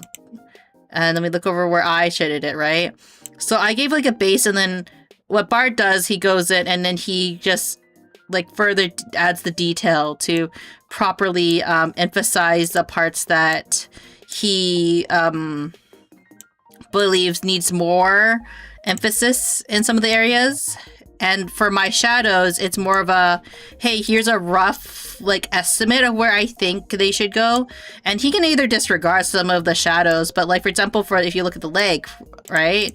He took my advice for where I think the leg shadow should be. And that's what teamwork is he shading? Basically, I do the base shading, and then Bart goes in there and he enhances it based on what he feels is best needed. And sometimes I'll give advice on like where I think the highlight should be. But like the thing is, when it comes to coloring, it takes a really long time to like sometimes to think of everything. And I also do a little bit of corrections in terms of the line art, because even though I'm not the best at doing line art myself, sometimes Bart makes mistakes. I'm not gonna lie. So sometimes like I'll do some corrections. Like for example, he didn't get her headgear correctly when I looked at the original sketch.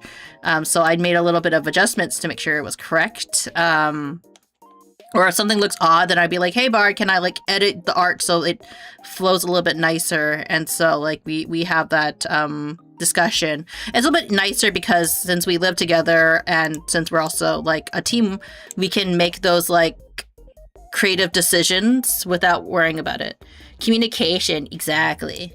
So I think that like in terms of Digital Circus though, I think that I put enough of my input of where I think things should be, and then Bart can go from here and kind of decide, okay, like I like how she did this, I don't like how she did this, and he does the final like touches for the rendering, and it's a lot faster for him because then now instead of coloring like 5 different 1 2 3 4 5 6 7 8 9 different characters plus a treasure chest, now he can focus on just doing kind of the touch-ups of where he thinks I might have gone wrong and stuff like that.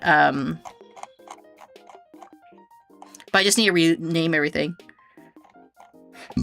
Because I try to be better about naming things so that it's easier for Bart to find things. But of course, when it comes to me naming things for myself, I don't bother naming things. I'm just like, I'll find it eventually.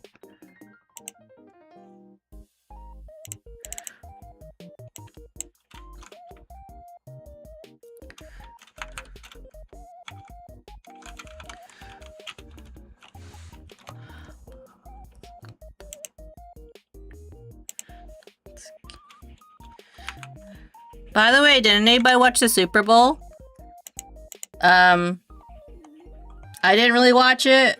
All I know is that Seattle won. Why do I know this? Because Bart yelled really loudly. Bart's not like a Seattle Seahawks fan or anything, but you know how he likes sports. Sometimes you know how some sports fans will like, even if it's not their preferable sports, they'll still yell when they see like really dumb, quote unquote, dumb moves. So he yelled about, he goes like, oh, how did you not see that type of thing? And I was just like, aw, and then I like walked over to Bart. I'm like, Bart, is everything okay? Because you yelled. I thought like Coffee did something actually. And he's like, no, I'm fine. Didn't watch it, but my family did. Can I sneak a nap and like name as before a friend knew? You think you can sneak a nap? Yeah, sneak a nap if you can, honestly. I don't think your friend would be offended if you took a nap. And if they do, then are they really a good friend?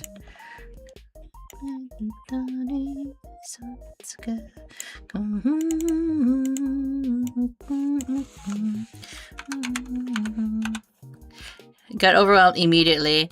They watched it in the garage and I stuck in to grab a chalky chip muffin and eating dinner just for them to start yelling. Yeah. Sports fans, am I right?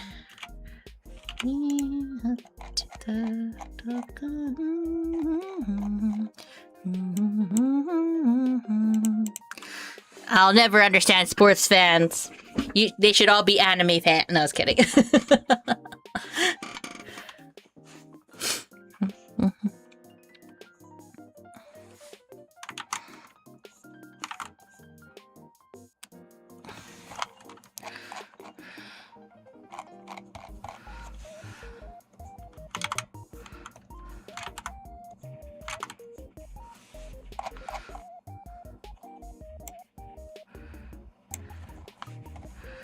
I'm just doing some shines now. Over the ones that kind of need it.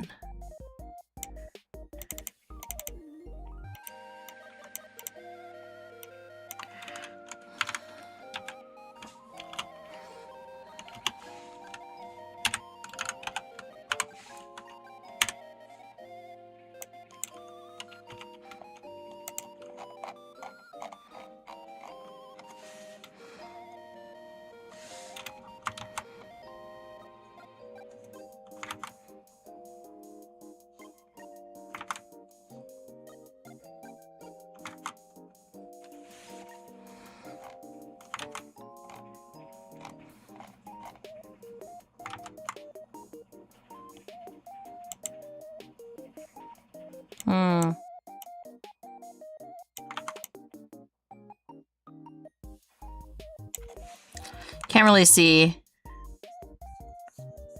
the light.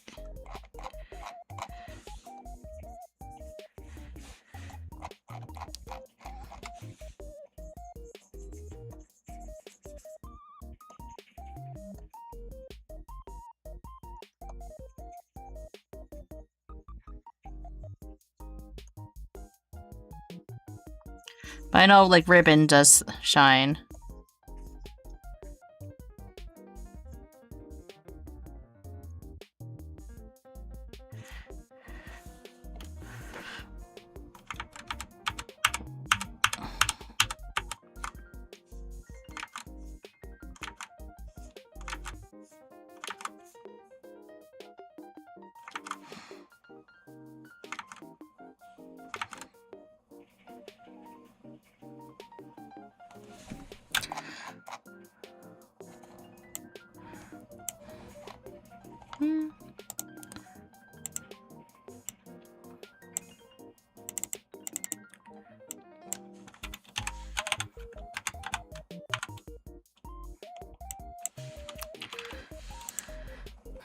Jax looks like even a bigger jerk than normal is. I love it.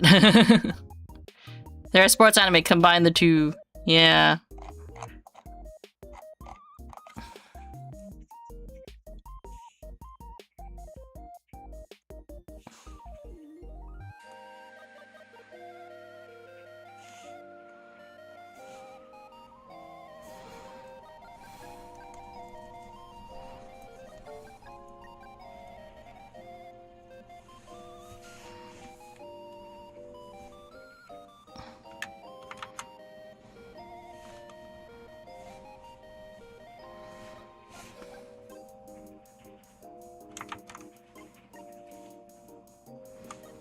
And then maybe airbrush this.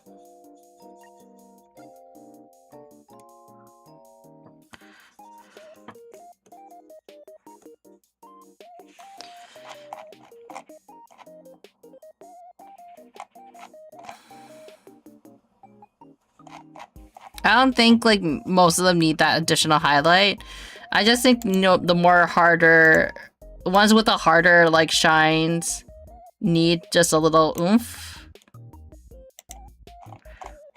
Like Kinger probably needs it more, for example.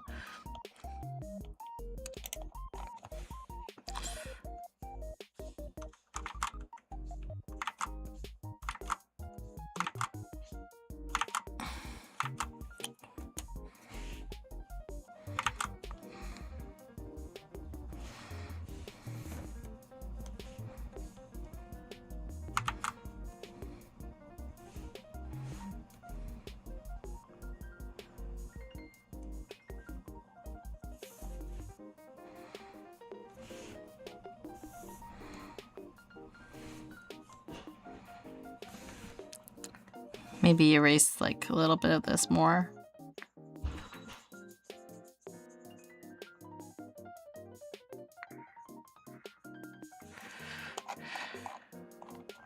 Kind of like that, you know. Okay, I think we got it. Gonna be good picking everything on your shoulder. Got games on your phone. Definitely, this is definitely like a can you spot like the cameos a little bit? But hello, Pumpkin! And no, you. We are rooting for you as well.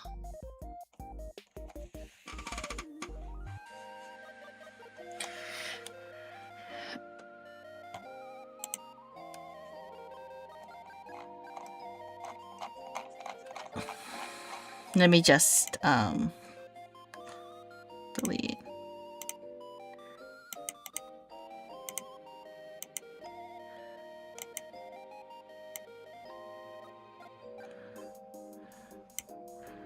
Huh, these are all the things that, like, I was supposed to shade.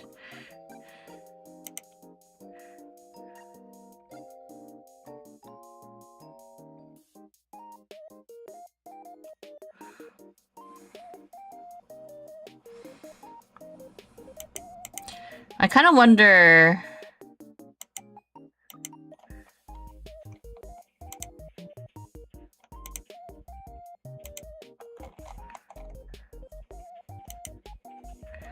Where's, I know that Bard gave me, like, a coloring reference, or a shading reference.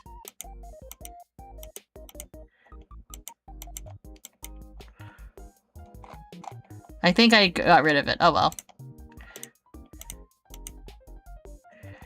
But based on like just the color alone, looks pretty good, doesn't it?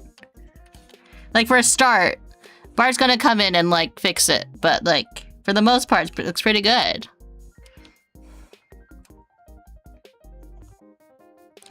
So I'm just gonna head this over to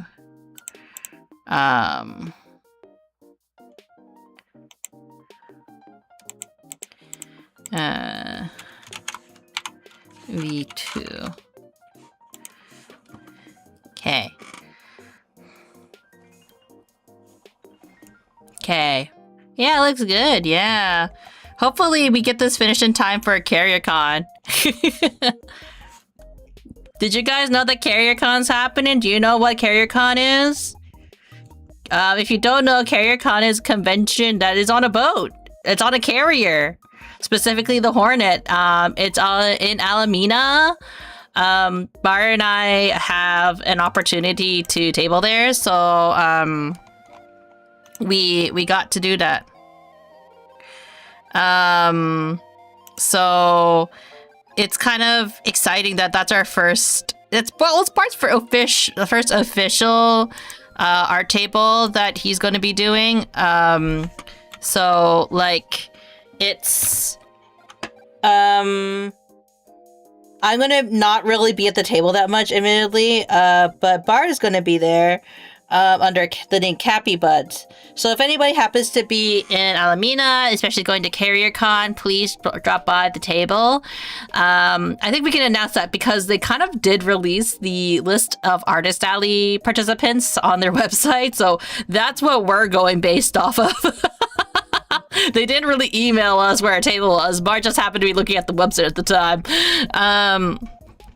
So we're really excited to be attending Carrier Con. I know that I'll be helping out a lot with some other things behind the scenes. I can't really say specifically, but I know V Fleet is going to be having a booth over there, where we are going to be doing a lot of meet and greets, and I'm not going to be part of the meet and greets, but a lot of the lovely talents are going to be doing some stuff there. There's also going to be a big screen where you can preview maybe some possibly exclusive content. I don't know. Wink, wink. Let me see how much time we have. We have quite a bit of time left. We could play a one-off game, right? Like we shouldn't be playing any of the series games because I feel like if we, or you know what I could do, What I could do is I could be doing, I could play a little bit of, I don't know. I could play some games where, like, I meant to do kind of cleanup or kind of, like, I don't know, like, I wouldn't say cleanup per se, but, like, kind of, like, like,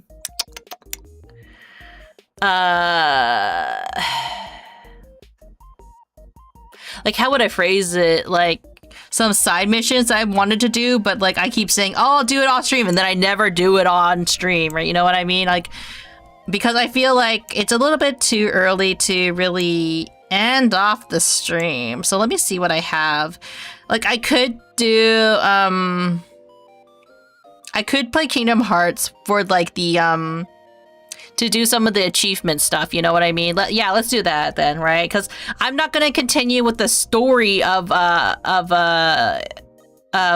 game. I'll save that for Monday, but we will play a little bit of the, I'm gonna turn off the music right now here. I'm gonna switch over to gaming here. Which is not that much of a difference, honestly. I tried to set a different thing for it. But what I will do is that I will do some of the story stuff. So let us set it up for that then while we work on that.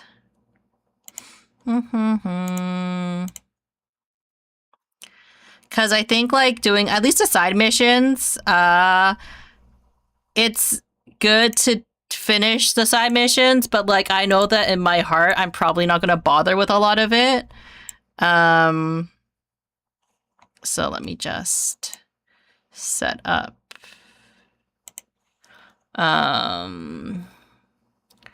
edit stream. Finished rendering side missions in KH2.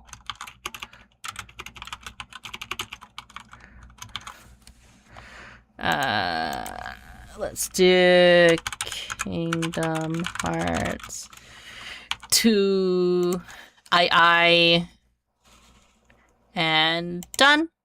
Over here, final mix. And then for over on the YubTub side of things, I have to do the whole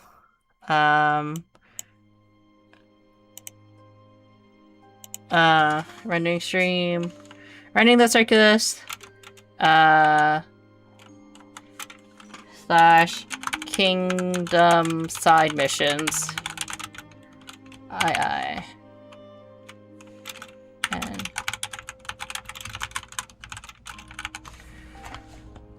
okay, that's a very long title, but it's okay because this is not going to be saved in the probably in the main section.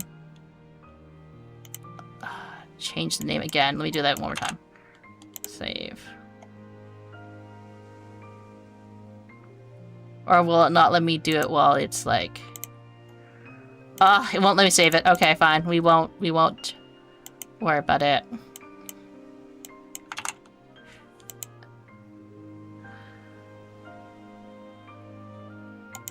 We'll do that. Yeah.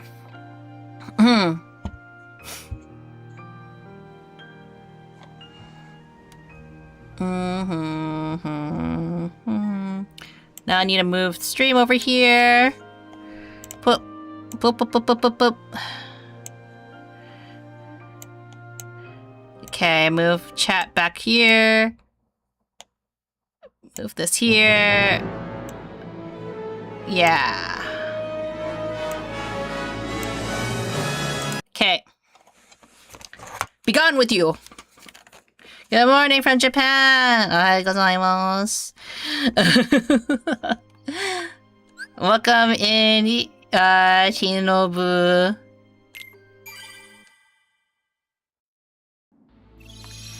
Okay, so we're gonna go to world map.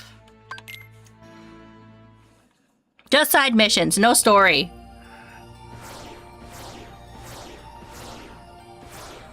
Just like how we had to play this song again.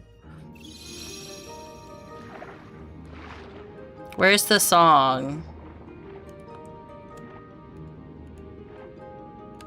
Is it just this one? Oh, it really is just this. Okay. Is it morning in Japan?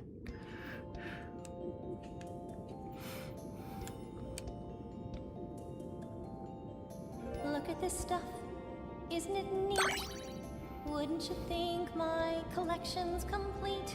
Wouldn't you think I'm the girl? Ah! The girl who has everything.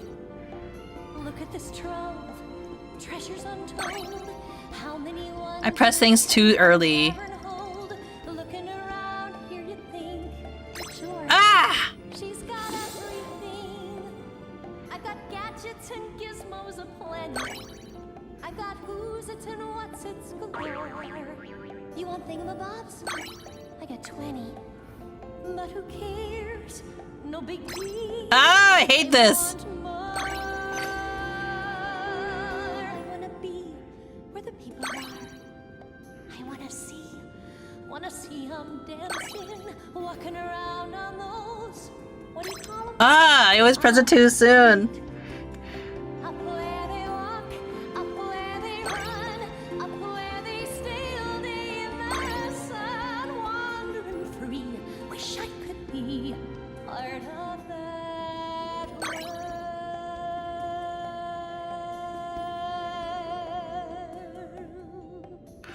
Kingdom Hearts did not make a good rhythm game. I was welcomed by Disney. Why did you move on to Kingdom Hearts? Because we finished rendering the illustrations, so I'm just doing a bunch of side missions I wouldn't have done off stream. I can't do it in Yakuza, mostly because, like, if I do it in Yakuza, it will progress the story by accident, so I don't sure how far I can get in the game. So I'm just doing all the side missions in Kingdom Hearts right now, so then I don't have to worry about them later.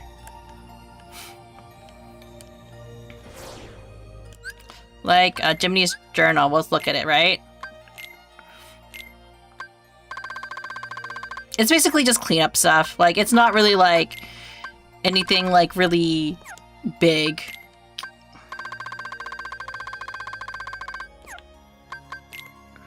But for example, like, I'm missing 2 treasures in the Olympus Coliseum, so I can look that up. Prylance has actually quite a bit, doesn't it? Agrabah, I'm missing 2, a couple of them.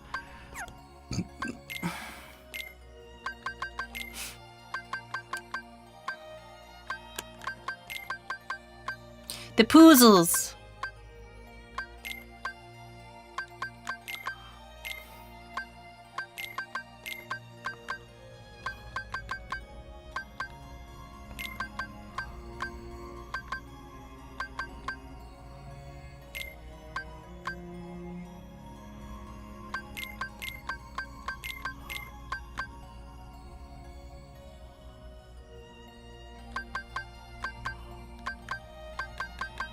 Like that, I think. Oh, wait, also this.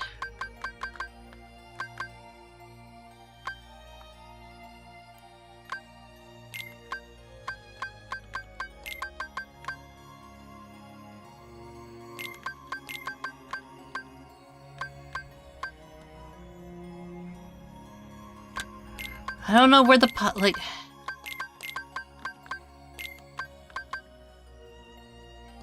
Maybe up here.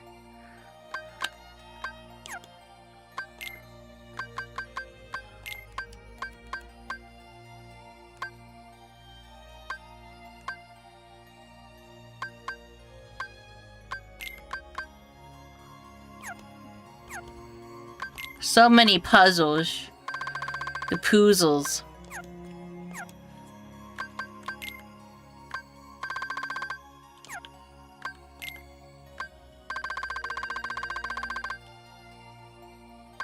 Like, for example, all these challenges, I didn't do any of them, right?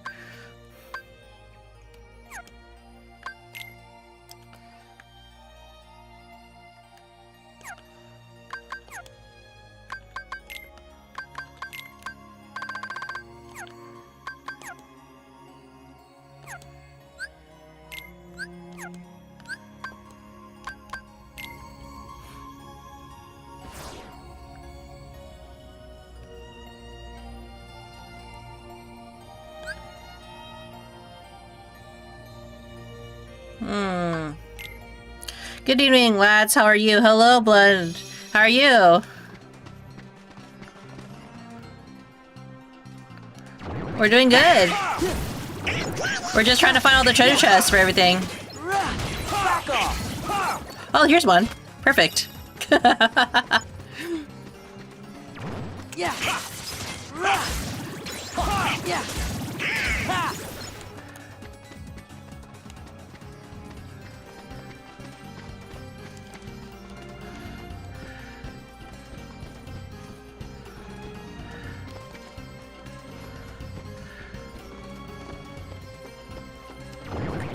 Come on, destroy this.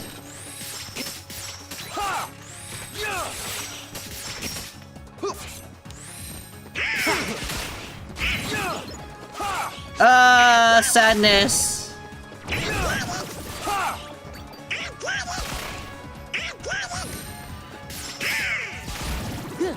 Why can't they destroy this thing?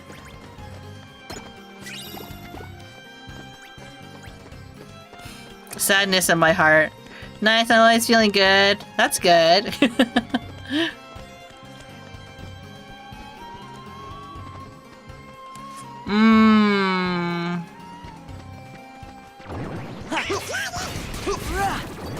Definitely forgot this is not evening. Is it not evening? Is it evening for you? Let's see. Treasures. I'm missing 2 of them. Let's see. How can I get them?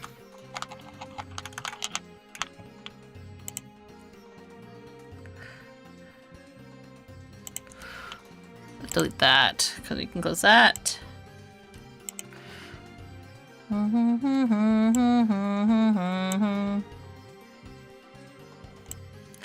Let's see. Kingdom Hearts.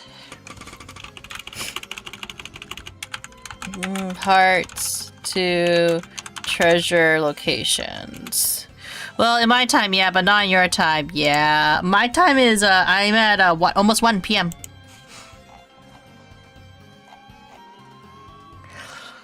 Grubba.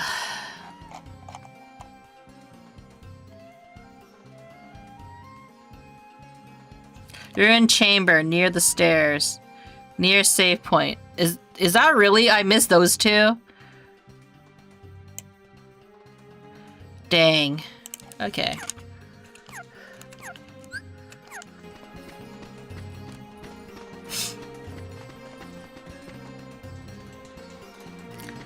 By the way, I'm just making a huge assumptions.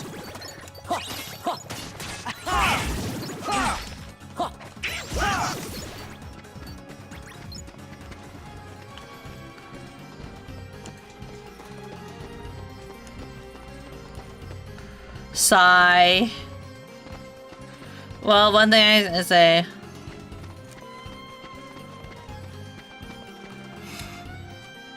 Mambo? What's that mean?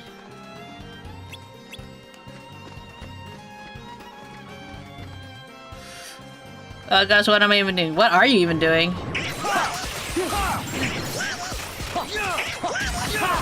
Take this.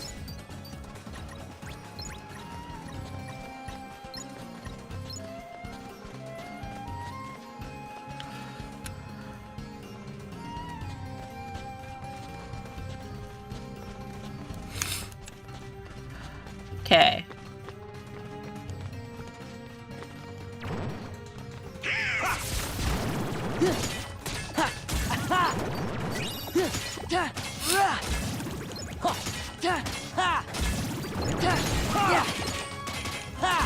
Back off. Boom, boom, boom, boom, boom.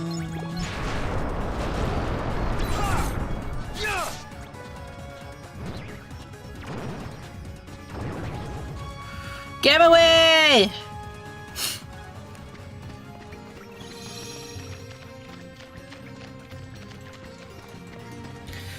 Challenges.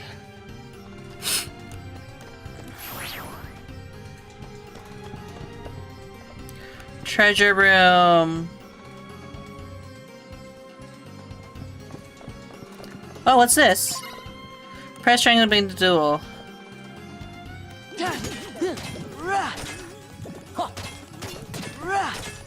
Don't let him heal.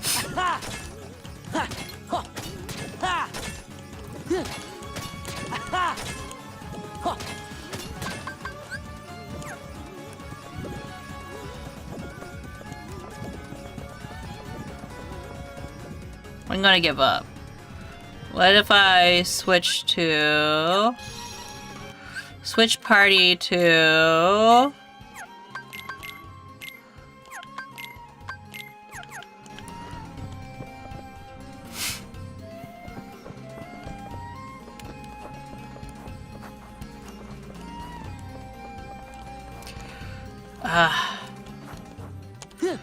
no!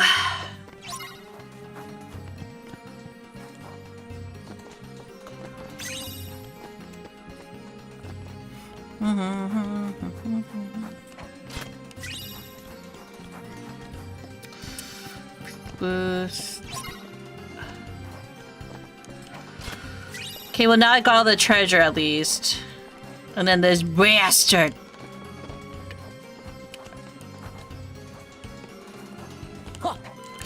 Oh, it's so tantalizingly close. I think I need a double jump for that. Give me strength. Back off. It's over. Back off. Wow, I'm really not strong enough to even make a dent in that. See you later, maybe. Need to go have fun. Yeah. No worries. Have a good evening. Thank you for dropping by. I really appreciate it.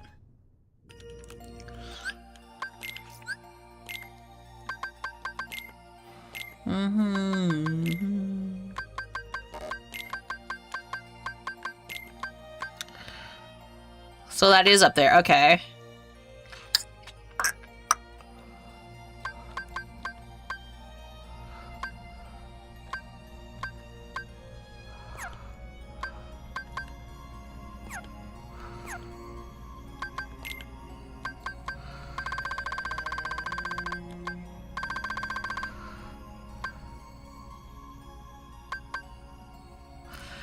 SB Sand Slider.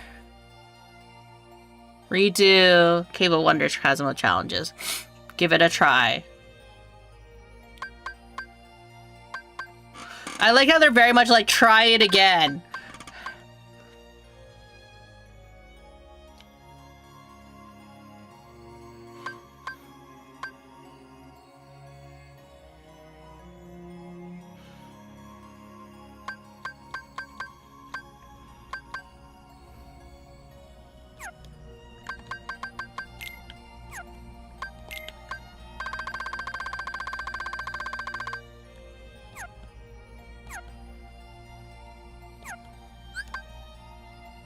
Oh wait, yeah, I was wanting to know the treasures. Olympus Coliseum. Bye-bye, blood.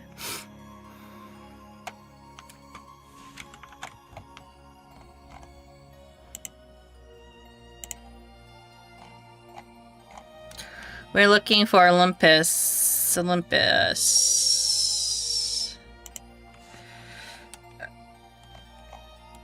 9 and 10. 9 is and 10. We need to go through the Lost Road.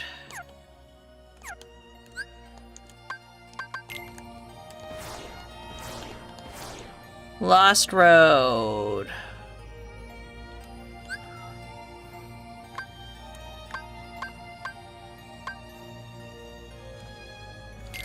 Swimming over here. Oh, shoot. Entrance.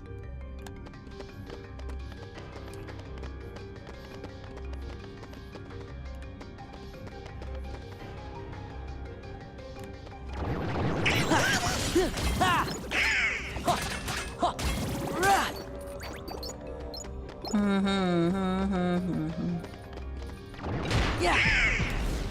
Whoa. Ha, ha, ha. Take this. Yeah. Come on. Yeah. Ha. Take this.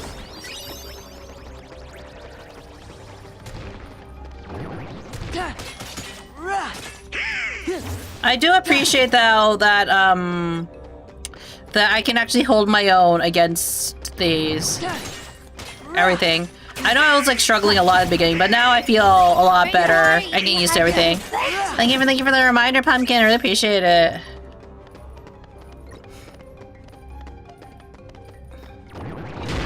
Yeah. Yeah. Ha. It's over. Yeah.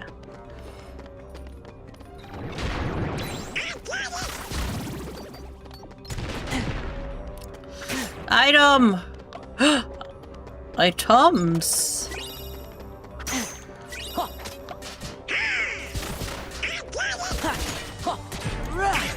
Back off.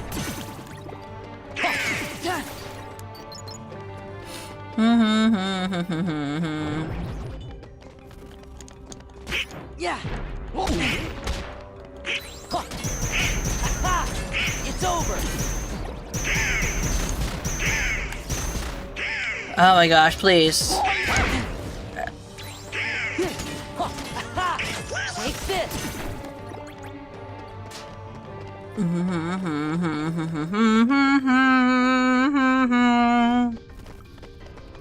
Entrance.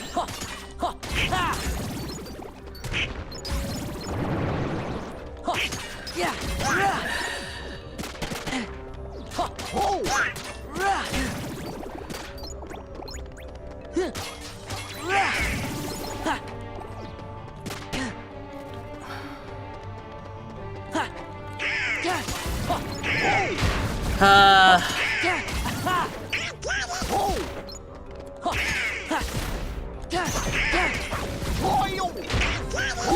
Yeah.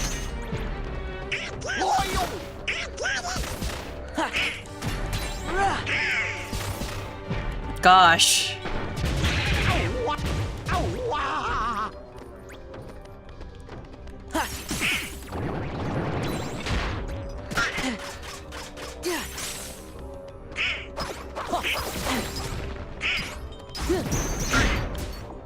Gosh. Take this. Yeah. Bad dog. Why do the more keep coming? Yeah.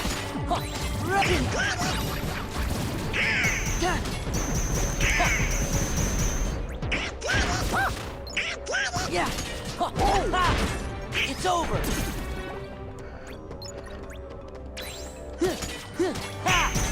Take this. Gosh, is it over now? Finally.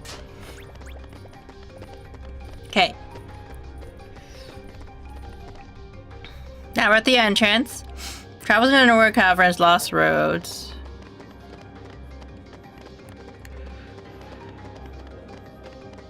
What's this? Oh, what's my cup? Okay. Should I buy more stuff? Like, yeah. Should buy more of this.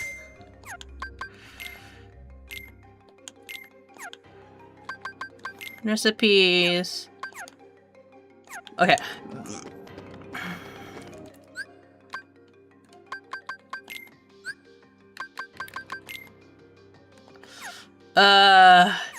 It won't even tell me like where things are specifically located. Okay, do I like need... Let me look specifically.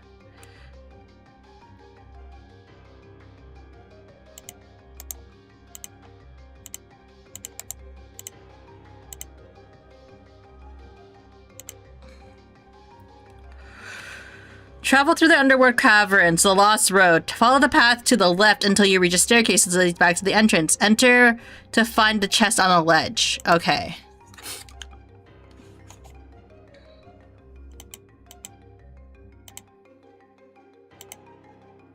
Gosh, it's so irritating. Like you're trying your best to find all these things. I'm guessing it's this way.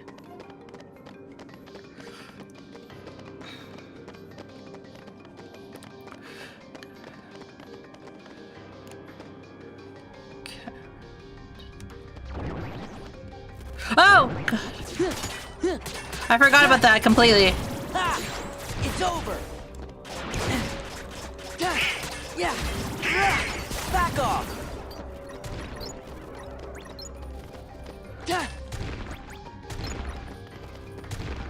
The lost road. Okay. Travel. Follow to the path to the left. It's over. Oh God, please! Why couldn't I get that? Why couldn't it have just given it to me?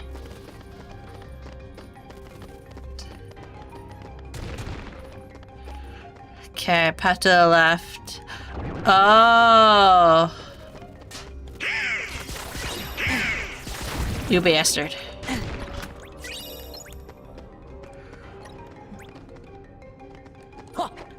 Oh shit! Shit!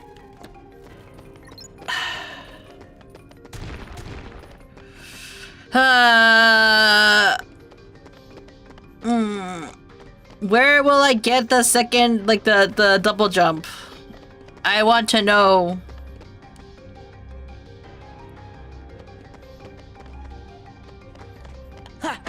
I can't get it. Okay. It was a moot point anyways. Anyways, got all the treasure chests. And now I can do the Colosseum things right now.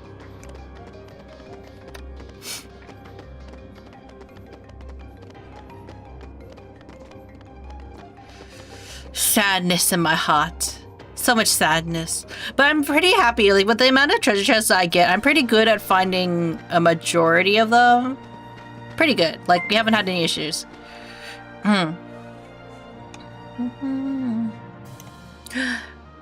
Lutian, welcome in. Thank you for the raid. I appreciate it. How was your stream? Hands up, raid time. Show feet. But I don't have a feet toggle. Let me just give you a quick shout out. Shout out.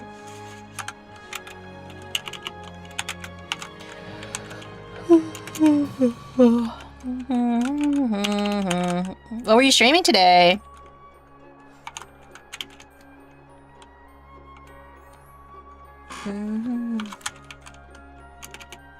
There we go. Yeah.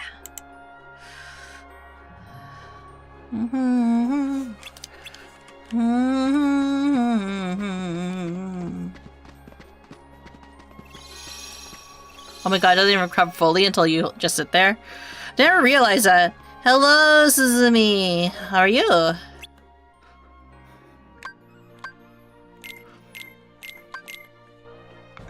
Was streaming Overwatch with the new rebranding stuff.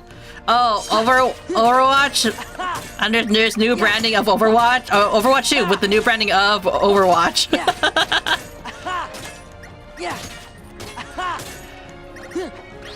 Yeah. Yeah.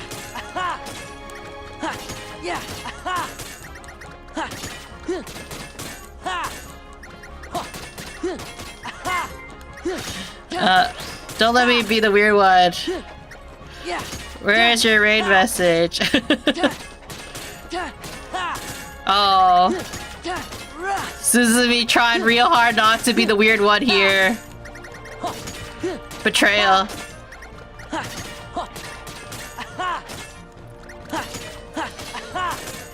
So, were you playing as a cat?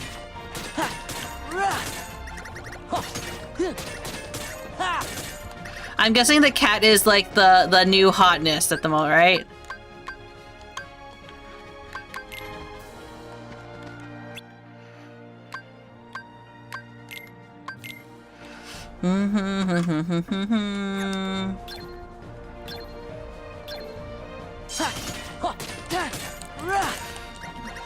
Is literally Jack Pat Cat? Really?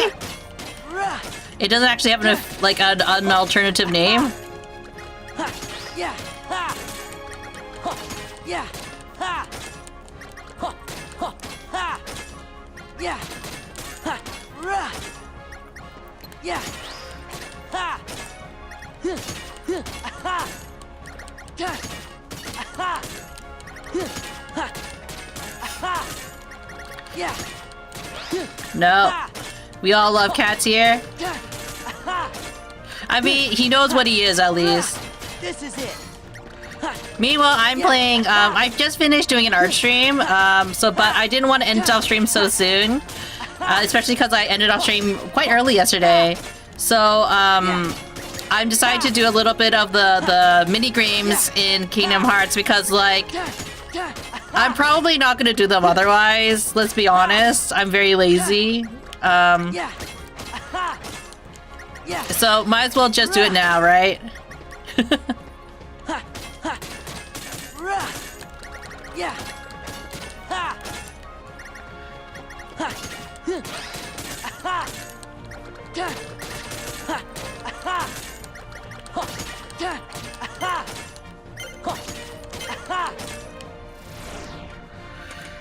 I wish they would just be absorbed.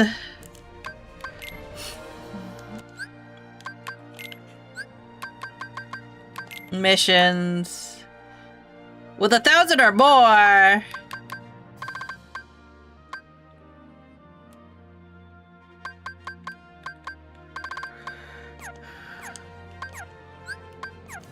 How many did I get? Not even close to 1,000. Welp.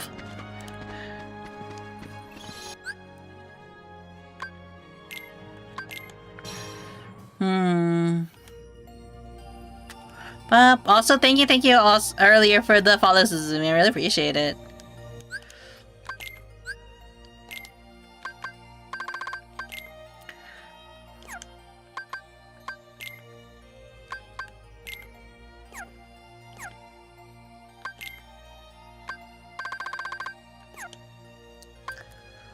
Treasures. So I got everything but that.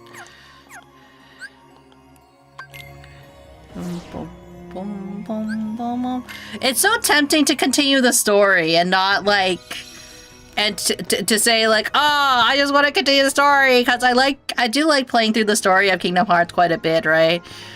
But I'm kind of like, no, save it for Monday because it's not fair if I just suddenly like, you know, play the game without like being kind of like, well, it wasn't on the schedule, but it is what it is. Let's see. How's Kingdom Hearts before? I never played it. I was forced to do the feat raid message. Her fault. Wow. Wow. Why? What's with the... Do you do a whole thing where you ask chat how to raid out? Kingdom Hearts is pretty good. Honestly, it's one of those games where it's like, is it overhyped? To a certain extent, I would say yeah. Not saying that it isn't, like, for a reason, right? Like, it's obviously a good game, but, like, I do think that, like, the story can be quite convoluted to people. It's not everybody's, like, cup of tea, right? And there are some things that don't hold up. Granted, this is, like, also a game from, like, the 2000s. You have to remember. So, like, there's gonna be some things that are kind of, like, meh. But, like, you can see why people really find this game quite beloved, if that makes sense. No!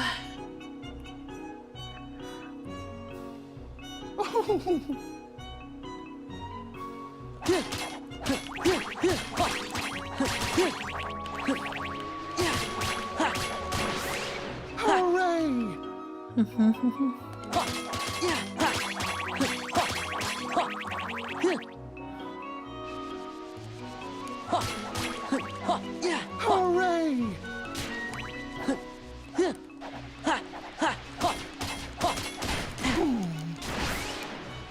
Thank you very much, dear somebody. Yeah.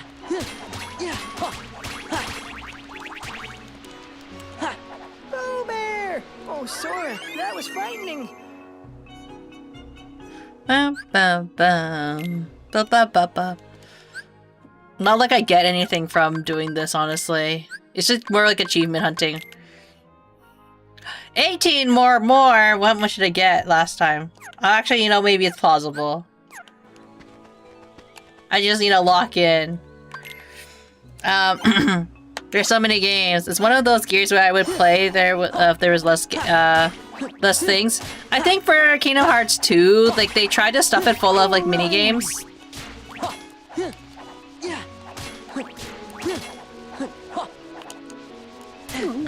No, Pooh! Thank you very much, dear somebody.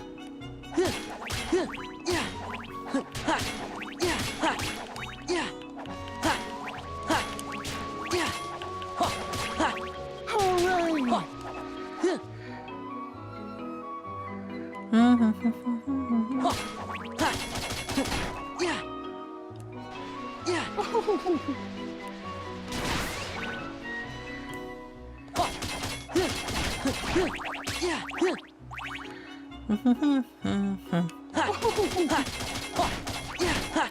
No!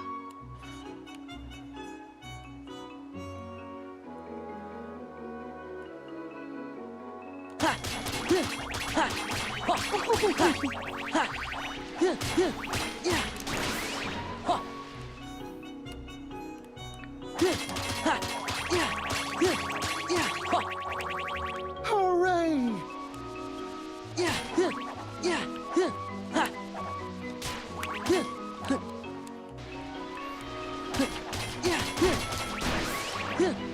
Hooray!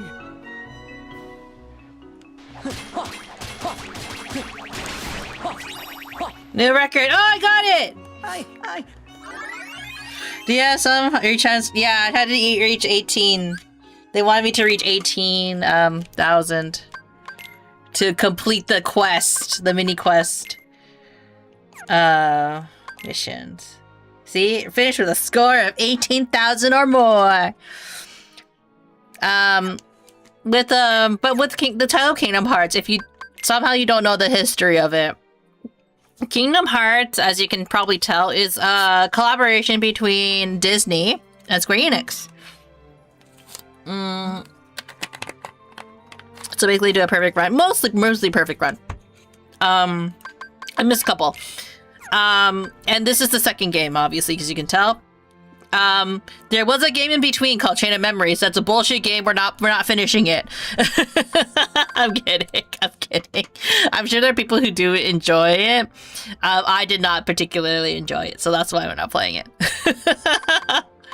Kingdom Hearts, it spans over multiple different games now because this was originally made around the early 2000s, I want to say. And then it was like at the time when it was first released, it was considered groundbreaking, right? Because never have people really played or thought of like reimagining Disney characters if they were like in a JRPG. Like it was a huge shift, right? Like, hi Nai, welcome in. It was your Avengers before Avengers. I mean, like that's kind of arguable because Avengers was quite I guess you could say modern Avengers, like what people think of Avengers. And like, so it was like mind-blowing because at this point, like Square Enix or Squaresoft and Square Enix, right? Or no, rather, Square Enix, I'm not sure when they combined together, but like, you know, Square Enix is known, or it was known for several games. Games such as Final Fantasy, the Dragon Quest series, like, and this was like, cause which was it? Like, I can't remember, like, if it was Squaresoft. Was Squaresoft? Squaresoft was the one that was known for Final Fantasy, right? So, regardless, I'm going on a tangent about these games' history. But, basically, as the story goes, an employee of Square Enix was that proposed this game, was in the elevator with a Disney executive, or or they were they're part of the same building in Japan, right? And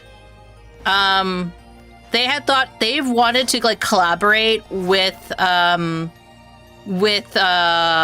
Disney, but obviously it's kind of really hard to get those deals with Disney because Disney has a very specific like requirements for what they expect their games to look like or how their characters are presented.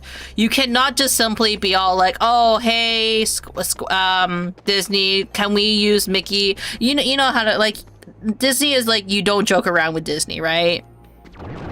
So the Square Enix employee was just like, hey, Disney employee, I'm gonna do an elevator pitch to you. What if we made a JRPG that had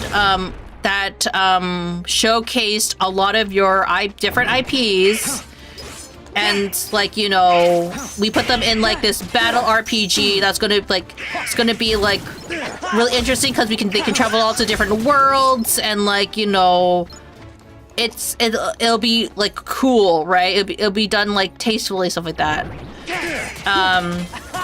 And so Disney was like, the Disney person that they talked to was kind of like, you know what? I am interested in your pitch. I'm going to give it a shot, right? That was basically, it's not exactly word verbatim, obviously, but like, it's basically, that was the vibes. And then, so they tried it, and originally the character Sora, who is the main protagonist, as you see right here, he was actually supposed to be Mickey. But I think at one point during development, they're like, hey, we don't super love that Mickey's going around doing all these things. Can we change it to like a different character? So they made this new character named Sora, who at the time was like maybe like a 12, 13-year-old boy. And he basically gets involved in this plot where the world is being taken over by darkness and heartless and stuff like that, right? So, you know what? Because his world basically gets essentially destroyed in a sense, right? So he has to try to figure out the mystery of where his friends are, and like also be like this Keyblade holder, because the Keyblade is the key to various things. I'm explaining the story of Kingdom Hearts terribly, but it's actually like as good as they already do it, because Kingdom Hearts is notorious for being extremely confusing. Holy crap, that's some deep lore in and out of the game. Yeah, it's like a lot of lore within and out of the game, honestly. Like, there's a lot of stuff. Extreme lore drop, exactly. And I'm not even telling it accurately, honestly. I'm pretty sure there's gonna be people out there who's gonna be like, Munii, that's not what happened. And I'm gonna be all like, then tell people what happened. And they're all gonna be like, you're right. Because the story of Kingdom Hearts is so complex. Even people who play the game understand it's basically notorious for being like over the top. So, and this was just the first game, by the way, at that point. But like, it was so groundbreaking that it obviously got us several games, and there's a huge fan base behind the Kingdom Hearts series as a result, because of how much things that they put into this game and the concept. It was just so unique at the time, right? And this was like after, like way after Square did their big collaboration with Nintendo, right? Like, I think the biggest collaboration that Square had done, or Squaresoft, I think, had done at the time, was with Nintendo for Mario RPG. But now this was their second biggest like collaboration, I would say, with any IP. Thank you for the reminder to hydrate.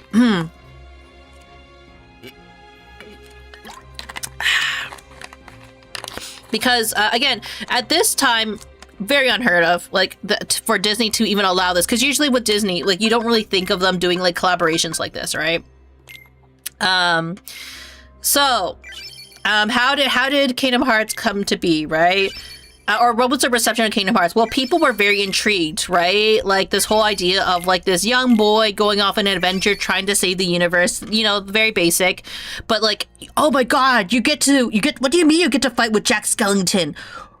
What? You get to visit, you get to go to like Wonderland and all these other, like, basically a lot of various different like IPs, and like there was an overarching like plot of like people, like, you know, the very classic like light versus dark kind of motif. And when they ended the game, they kind of left it so open-ended that like it was very much implied that they were going to come out with a second game. Like, it was like no question type of thing. And then there wasn't necessarily a problem, I would say, so much as like they decided to do something. They kind of did like a sequel between this game and the first game, and that's Chain of Memories. Chain of Memories is a Game Boy Advance game, or Game Boy DS game. I believe it's a DS game. Chain of Memories. I don't know why they did a DS game, but they got experimental. They used a card mechanic because apparently someone fucking loves cards. Maybe they predicted the whole TCG dedication. I don't know. But anyways, they decided to make a TCG. Not really a TCG, but like they decided to like make a game essentially where you use cards to play, do certain tasks. And what ended up happening was the game wasn't inherently bad so much as that because the first game was on the PlayStation 2, no one knew Chain of Memories existed. It was so under the radar. But, and you're probably thinking, oh, that probably means it wasn't an important part of the story. No, it was actually a significant part of the story, because when people went from Kingdom Hearts 1 to Kingdom Hearts 2 and they didn't play Chain of Memories, they were fucking confused. Because what they didn't realize is because Chain of Memories is actually it's like the 1.5 part of the game. Because the only things on the cards is nice art. Yeah. They knew it was money. They knew this franchise, like, after the first game, they knew this is basically a moneymaker type of thing, right?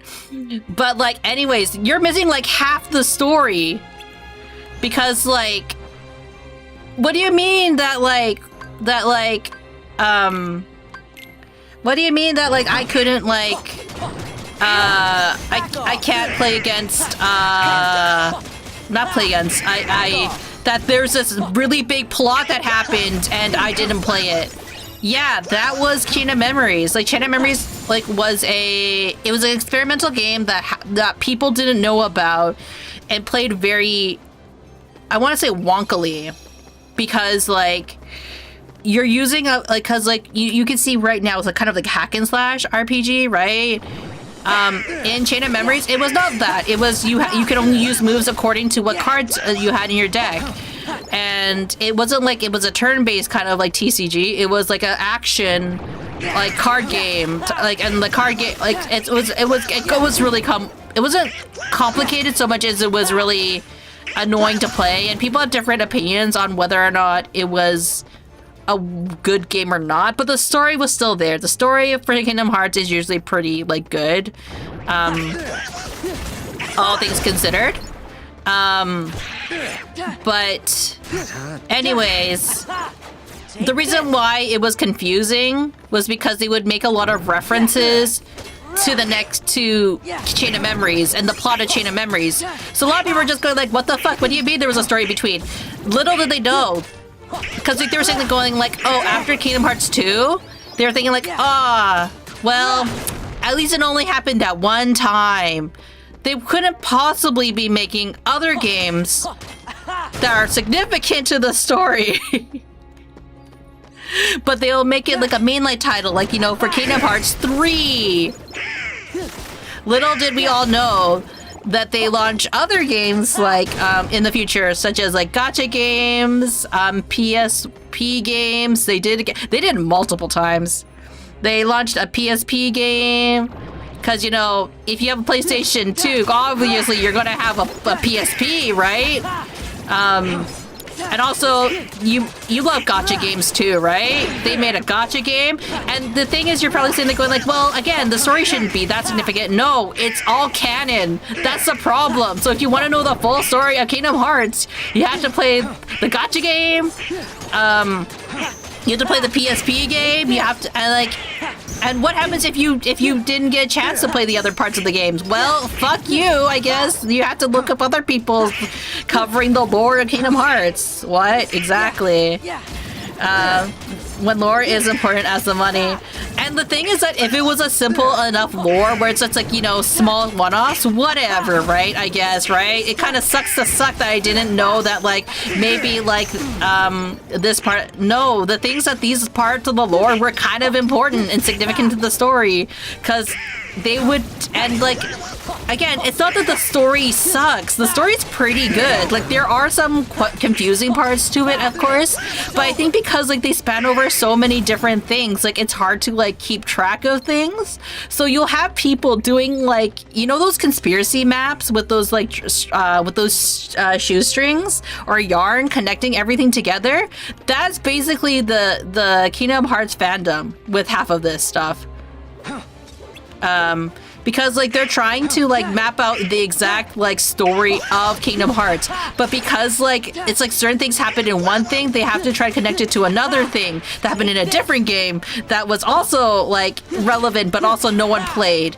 And not saying that people didn't play all these different games, right? That's the thing. People did play these games, but not everybody played every single game, like, unless you're a very dedicated fan. So for casual fans like me, you're sitting there going like, oh yeah, there's Kingdom Hearts 1, 2, 3. Oh yeah, there's also like Chain of Memories, I guess. Like, that's cool. What do you mean there were more games? What do you mean there's more to the lore?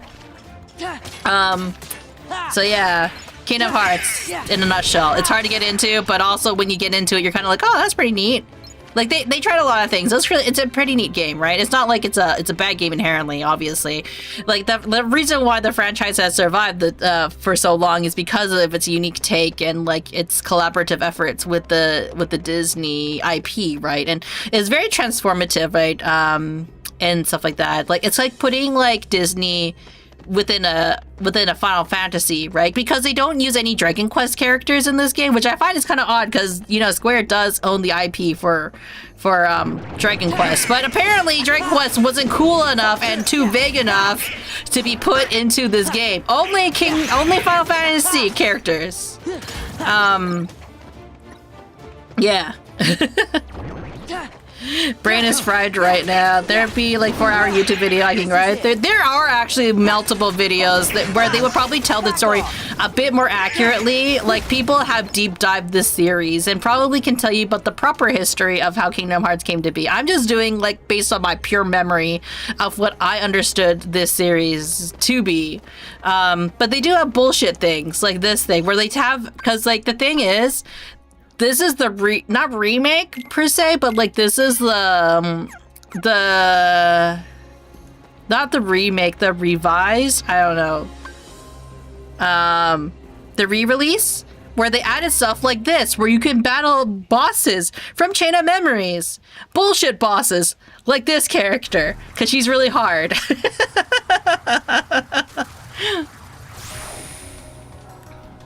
So she's part of Chain of Memories.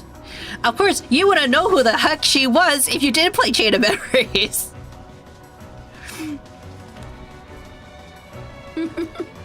Yeah, my brain is mush now. I know. You should have seen, like, people who are, like, trying to, like, understand the game. Back off. Take this.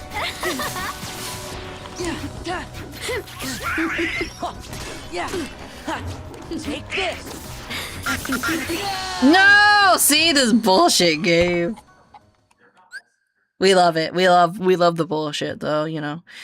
I wanted to see if I could beat her. I wasn't sure. Like, it is. I'm on a harder mode. It's not normal mode, so it's another reason why it's a little bit harder, but, like, yeah. I'm explaining Kingdom Hearts so terribly right now because there's going to be multiple people out there going like, Munii, that's not accurate. That's not correct. You don't know what you're talking about. And that's true. That's very true because I didn't play the original. I didn't play much of I didn't play much of the what's it called?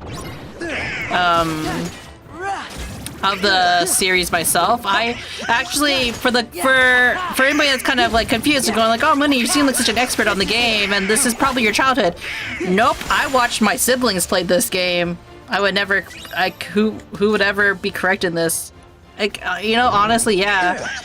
But anyways, I watched my siblings play this. I'm not the baby in my family. I'm like the second child, but like, I before streaming, I had a heavy preference of watching other people play games, which is why I never actually completed this game myself. A lot of streaming nowadays for me is me kind of going through games I never really had a chance to play for various reasons, mostly because I wasn't cool and I wasn't cool. Oh, sure, I'll borrow it. Skateboard. Ride through all the checkpoints as fast as possible.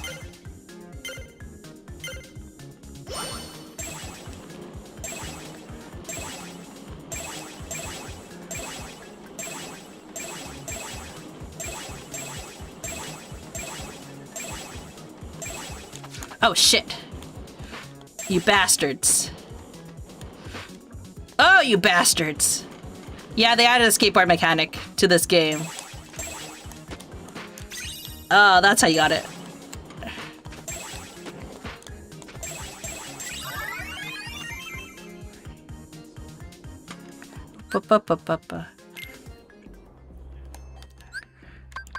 So that's how we got it. Huh. But yeah, they like adding new things to the game that's like not really all that important. Like the skateboarding mechanic. The powerful Garo at the end of the combo. Training limit. Sure. Oh wait, no, I need draw. We all love this game secretly and also hate it. You got a sub for the job. Oh, thank you for the sub. Really appreciate it. I try my best to do the lore drops, undo game. I like talking about games a lot, like in like kind of the whole, you know, the breaking down the story from what I understand from not just Kingdom Hearts but also other games too. I think the last lore heavy game we played that we finished rather. Oh, thank you for the gift, I really appreciate it as well. One of the games that we finished recently with lore was actually the which was the Expedition 33. We played through that recently and it was really good. I really liked that, and I like breaking it down and talking about my choices for some of the game. For example, like one of the things that we talked about for Expedition 3 is like, because well, I shouldn't try to talk about the spoilers, but I think it was a very well written. It was very well written, is what I'll say. Right? There's Mickey right there. It was a game that, like, you know, I didn't it was. I wouldn't say it's like one of those games that like you don't expect to be good. It's one of those games that like you kind of sit there and you kind of go like, oh,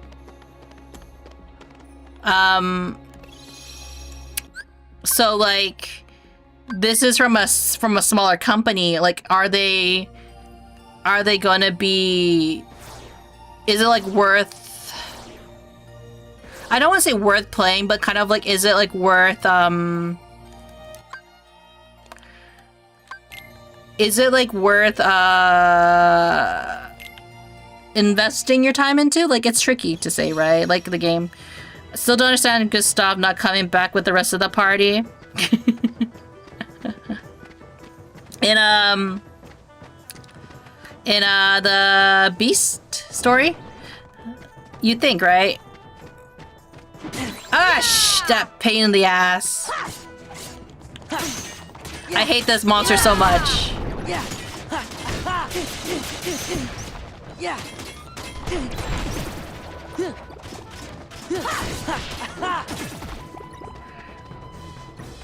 Gosh, I was hoping I could like skateboard and like skate around.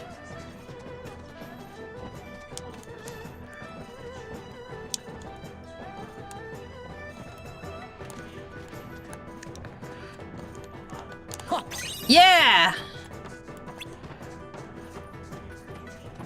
This one is the hard one to get because I think I need double jump in order to get it.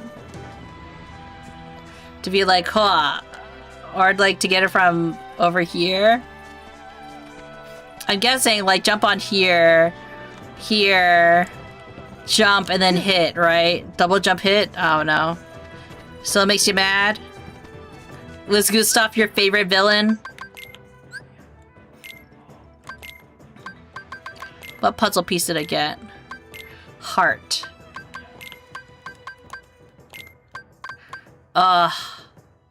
Missing one. One puzzle piece.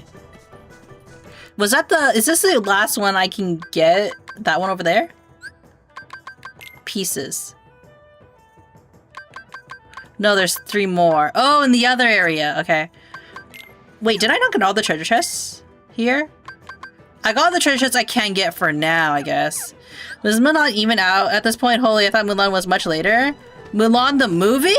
Mulan, a lot of these games were... Oh, we were talking about Expedition 33. Sorry, I'm thinking like Gustav from... Gaston is who I was thinking of. My god. I'm sorry, Nick Overman. Did I tell you I have 1 brain cell? Ah, yes, I was a bit sad that Gustav did not come back. Not, Jesus, like, my brain, like... That's embarrassing. I mean, in terms of, Expedition 33, was he truly the main guy if he, wasn't there for most of the game? All good, I won brain cell too. Okay. Yeah!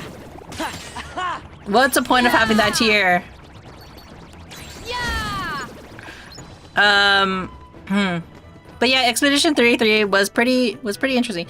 But in terms of Mulan, Mulan definitely was Mulan the game or the movie did exist, yes.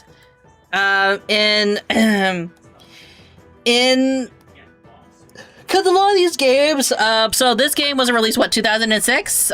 So even if we go to a journal, when did Mulan get released? Because it actually tells you when their movies were released. 1998. Well, yeah, I took a while in Act 1 and was attached to that point. I think, like, Act 1 felt the longest, and then when you got further in Expedition 33, you realized how short it actually is when you think about it, right?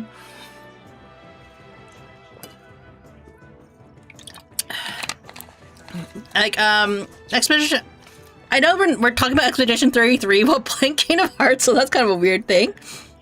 But yeah, in terms of Mulan, Mulan came out in 1998. Let me just double check when Kingdom Hearts came out originally, just to double check. Kingdom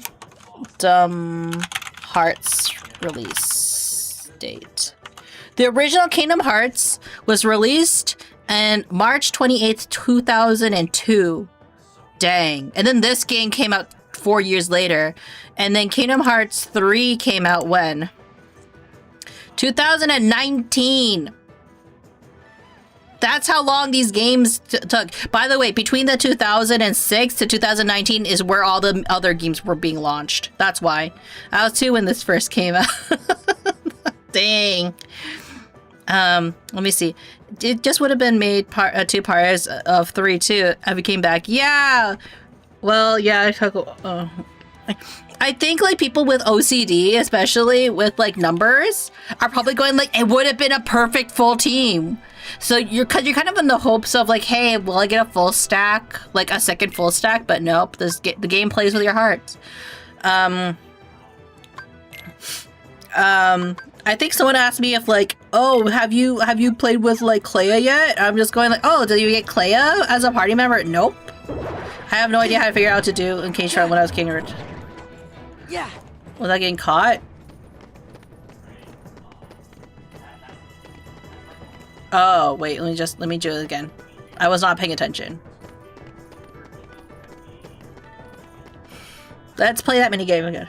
This is an added on minigame, by the way. Like, they didn't have this in the original game.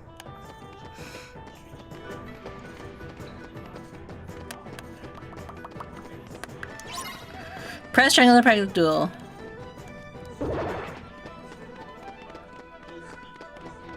Defeat the enemy without getting caught.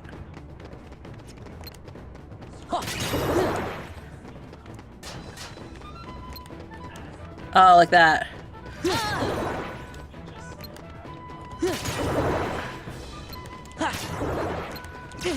No! Yeah. New record. Okay, well, that's how you do it. Okay. Good times. Only Disney I've ever played was first Epic Mickey. Epic Mickey was also like a very good, not very good take, but more so like it was a very interesting take on a series that like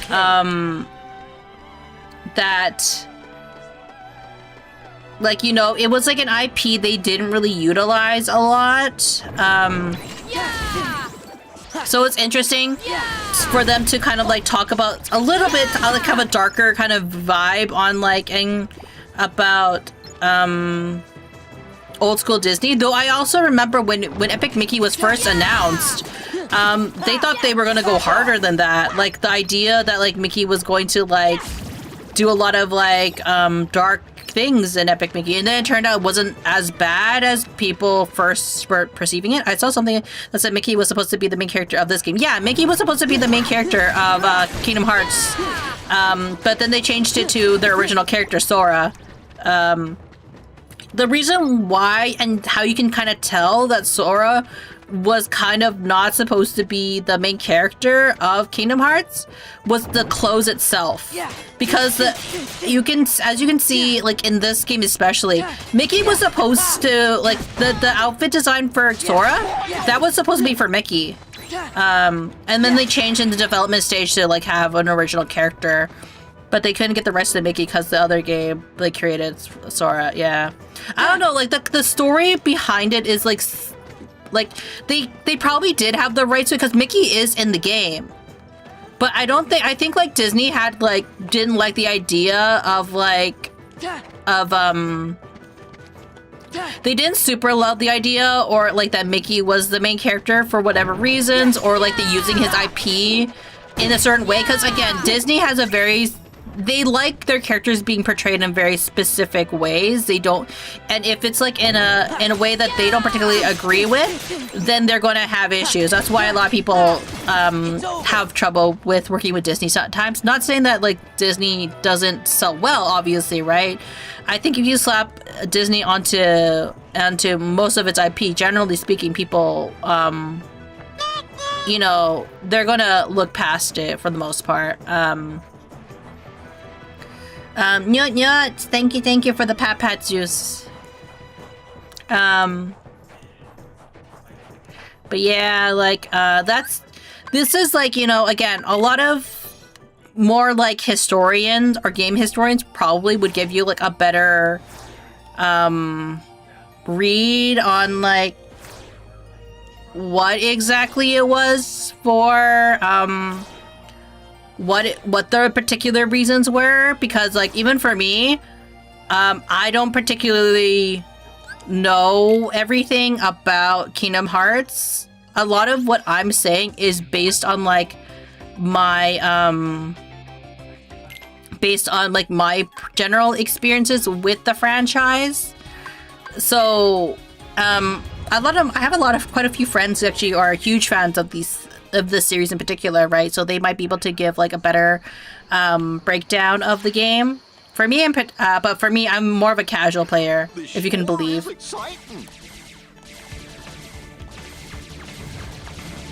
But yeah, they have a shooter like this.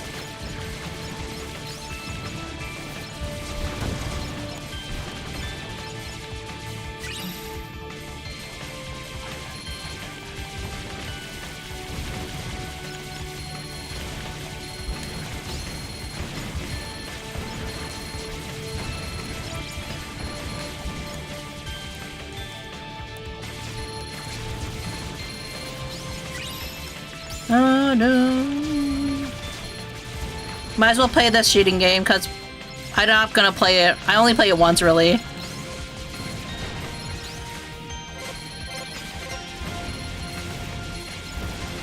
There's definitely 5 hours of YouTube videos I can watch when I'm doing chores. Yeah, definitely. Especially if you have no interest in like playing the game. That's kind of like what I did with... Okay, not necessarily what I did with like Expedition 33. Expedition 33, I knew in my heart I probably was not going to play all the secret stuff or do all like the side missions because I'm really bad at getting parrying. Like that's just my life right there, right? But like I've been watching a lot of like people breaking down the story of and like sharing their theories about Expedition 33, and it's been really interesting. Definitely, if you have a chance to play Expedition 33, when it goes on sale, not saying that it doesn't deserve like the full amount. It's a smaller studio, and again, it's like the amount of work that they put into it in the history of like Expedition 33, which is a completely different game and franchise, right? I would say for that is like, if you can afford to buy it at full price, I would recommend it because like it goes towards supporting like a small independent studio. But if you can't, then wait for it to go on sale. It's a fantastic game either way. I hope they eventually make the STA plushie because I want that plushie so desperately. It is adorable.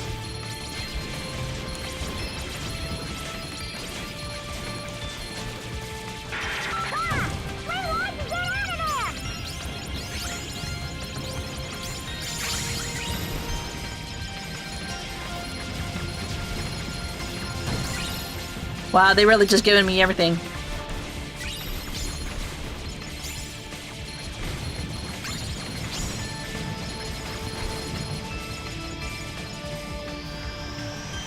Wow. S rank is on my sales list, yeah. Only JRPGs I've only played are Mario and Luigi games. You know what's one JRPG I really want to play? I really want to play Mario RPG.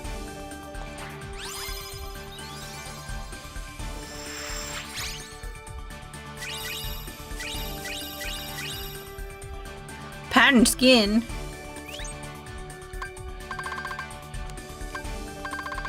Wow. I missed one item. But what can I do? Oh shit!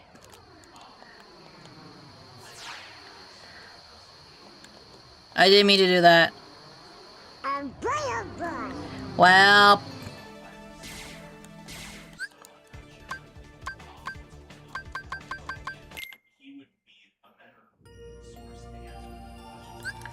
I like how it went through like 90%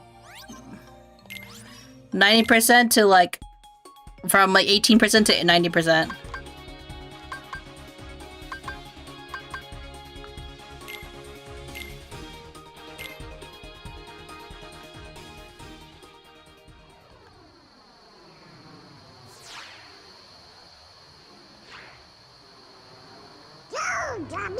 Oh wait, I didn't select the level, did I?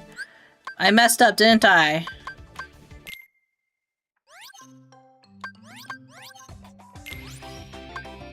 I did. This is the level I wanted to do.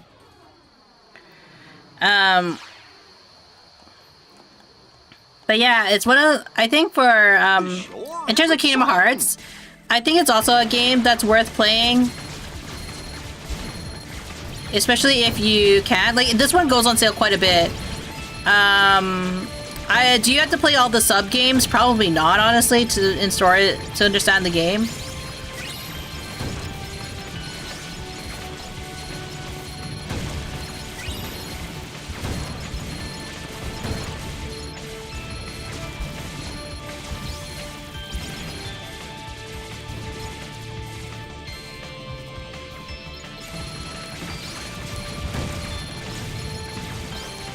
By the way, the challenge mode is basically just going backwards.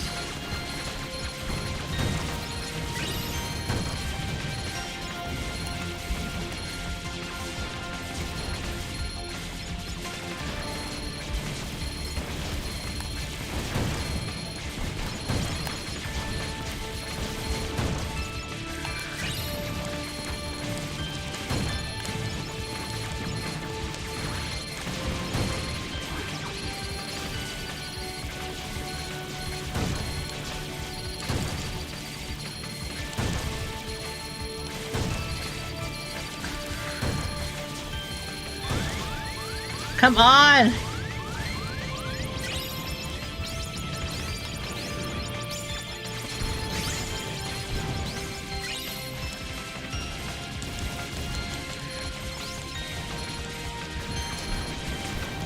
Challenge mode, yeah.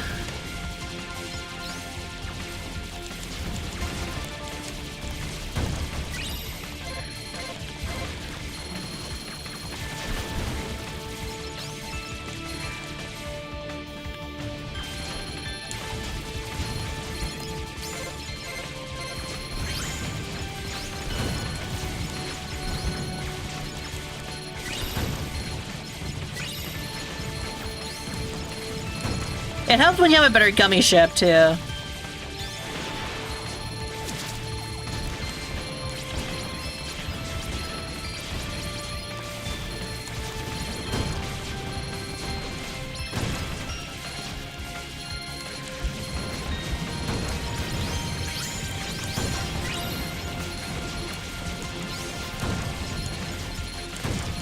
Oh my god, please!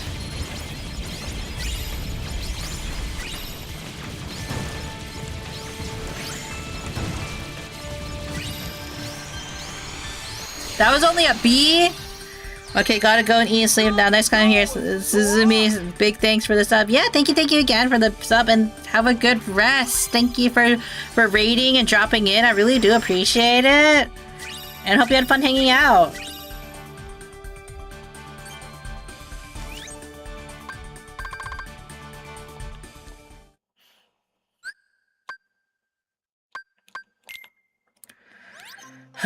You can also edit the gummy ships too.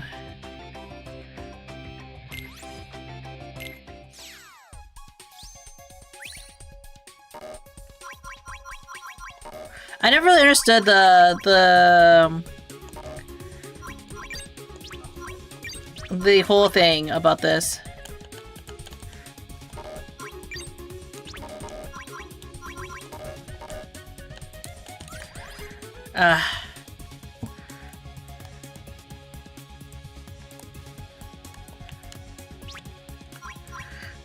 Place gummy, copy and paste.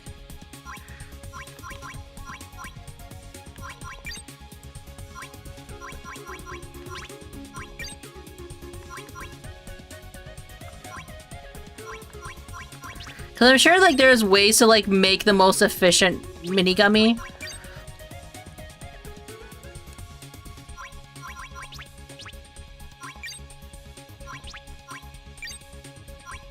Add curves, paint.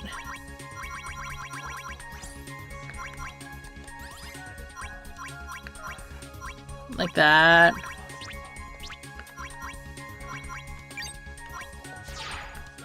So confusing.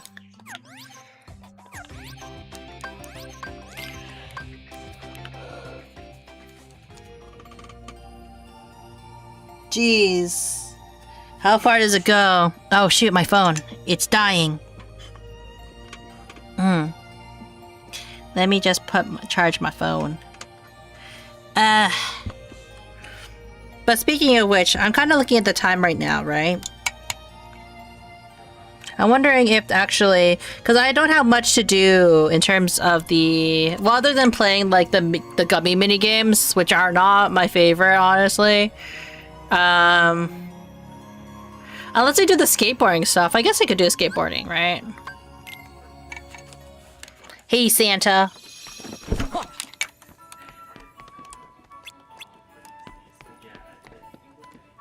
But I'm not sure what the skateboarding really does.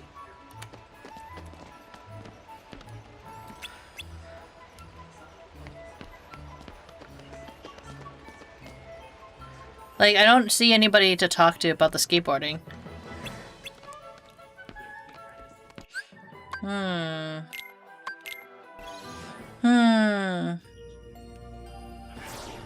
It's so hard when you want to play the game but you can't right now.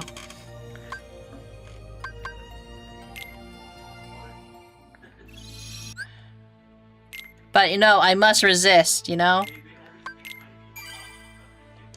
But we did some of the mini games, so at least we completed some of it. And we got the missing treasure chest. Very important. Equally important, I would say.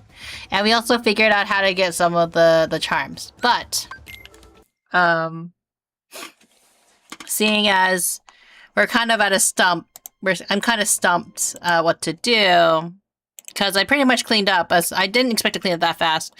What we'll do, I guess, is that we'll raid into somebody. Because if I continue playing, I'm just gonna keep going through the game.